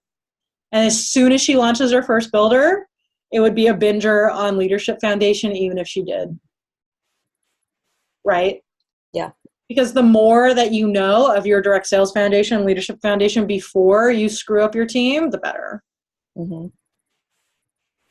Right? Because think about, we've never had people, or rarely, sometimes with Leadership Foundation at the lower ranks, but very rarely have I had people that said, anything different than I wish I would have known this earlier. It's just rare. I mean, even if we look at, I'll take a screenshot of this. We can email that out. How many of you wish you knew this last year at convention? Right? It's really rare that people think, I wish I waited to learn this stuff. Now, sometimes we get that with Leadership Foundation, but that has more to do with how many hours they're working than it has to do with anything else, or just the fact that it brings up stuff, right? Leadership Foundation will bring up your stuff, and it will expose that, and if you're not ready to deal with it, then it becomes very overwhelming. But that doesn't mean you don't need to learn how to gain buy-in, because when you learn how to gain buy-in, does that impact your customers? And your closing percentage? Yes. right? When you learn how to implement change in your leadership foundation, you will save yourself so much grief. How many of your team members complain that you're always changing stuff? Like that happens. And it's because of the implementing change skill set and the team culture skill set, right? So the question I always ask is, do you want your surgeon, right? Do you have a 6-figure goal? Do you want your surgeon to learn how to cut before or after they cut on you? And it comes back to this concept that I'll talk about in the closing webinar. Do you believe in life-changing properties of your products? Yes. Okay. Do you believe in life-changing properties of your business? Yes. Then I believe you have a moral and an ethical obligation to do it well. Now, we will make mistakes. I'm not asking for perfection, but the commitment to do it well matters. Because from a customer perspective, if you don't know how to sell well, I'm in trouble. And as your builder, if you don't invest in leading well, I'm in trouble. Now, leadership isn't everything. There are certainly people that are self-made. But do you guys think leadership matters? Right? And so if leadership matters, we should try. We should invest in that. Our stuff is 1/3 of the cost of anything else you'll find out there at a higher rate of success. That's why we operate on word of mouth. So, I mean, those are my thoughts on that. What benefits do I see for people who've taken all the courses that do one-on-one coaching? I mean, they crush. I don't know what else to say. Right? Like they reach their goals. Now, one-on-one coaching is not cheap though. So for me, if you want to even talk to me about coaching, you need to be working 25 to 30 hours plus, or it's just a no-go. And I've advised my coaches to have similar requirements because it's hard to get the return on investment if you're working 5 hours a week. Now, for some people, it still feels worth it to them and they're able to get the results. There's that. Some people will say, well, is it worth it? Like, am I good enough for coaching? That's not a question. You're never good enough for coaching or not coaching or whatever. So like what I am like, okay, how do we do, Kristen and I were talking this morning, how do we do the call to action? I don't know. So here's my best shot at this. Okay. What you feel like you need, just write in the chat. Okay. Do you need sales? Do you need leadership? Right? Do you need the recruiting stuff? Right? Do you want to look at private coaching? Okay, if you just put that in the chat, we'll follow up with you. There's 2 places. Okay, I'm not going to do this purpose is not to do a big pitch. I'm not going to give you a discount code for a fast action bonus. We're past that in this conversation. But I will show you, right, the 2 links that you need in order to register for what you want. Deal? Okay, I'm not going to cheapen our conversation today with like a fast action bonus.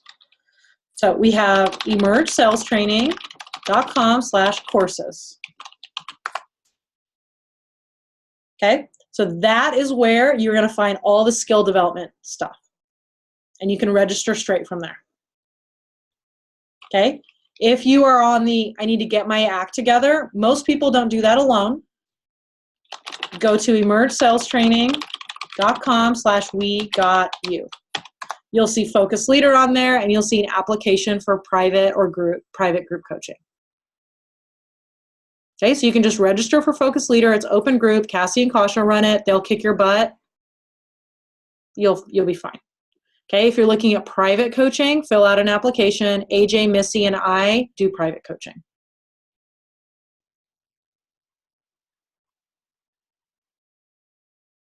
Cool. As far as my requirements, like you're going to have to, I don't know, I have 1 opening, I don't know, fight for it. And then I might start a mastermind in December, but I don't know. So, I have limited availability and it just kind of is what it is. And I'm sorry.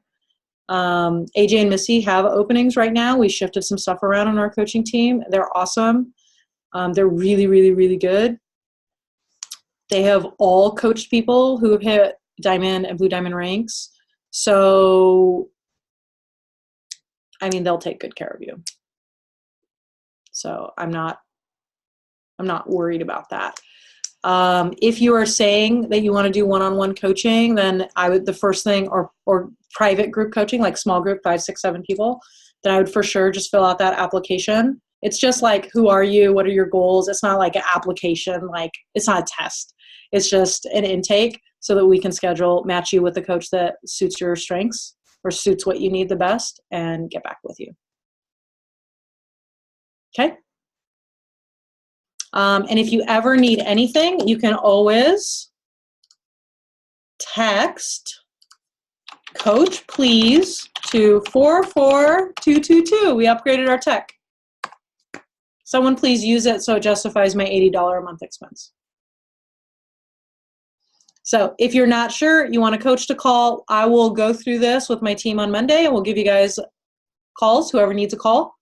We'll take care of you. If you want to register straight, that's cool too. If you fill out an application, we'll make sure someone gets in contact with you. We'll take care of all that on. Oh yeah, sorry, that was autocorrect. Coach, please, one word, to 44222. And we will make sure that you get in contact with one of our coaches. Okay, anything else? I think on the We Got You page, you can sign up for a one-on-one strategy session if you need help with all of this. Okay, just remember one-on-one coaching is not cheap. And don't hate me for it. It just is what it is. All right, cool. If you have team members that need to buy this, Kristen, where can they get the recording if people want to purchase a recording? It'll be the same link that it was before. So emergesalstraining.com/ I feel like we need to put it somewhere where if someone went to our website, they could just click on something that would make them find it. Can we put it on the events page? Sure. Events page. We'll put it on the what's new in the beginning page. We can put it on the courses page. Okay. We'll put it in a few places. Awesome. Let's put it inside their course too. Yeah.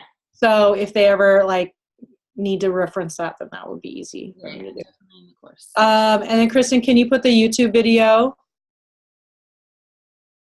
That's in the course already. I put it in there. Okay, so it's in the Thinkific course. Mm-hmm. And then is it better to plan a one-on-one strategy session after? I mean, I don't think it matters. I don't think it matters. Okay, cool. If you guys have any questions, you know where to find us. You can also email me, Tasha@emergesalstraining.com. Let us know if you need anything, and let's just appreciate this miracle that is an on-time ending. Somebody's going to go, wait, I have one more question. And I'm just like, let's not. I actually did it. It's amazing. All right. I'll talk to you guys later.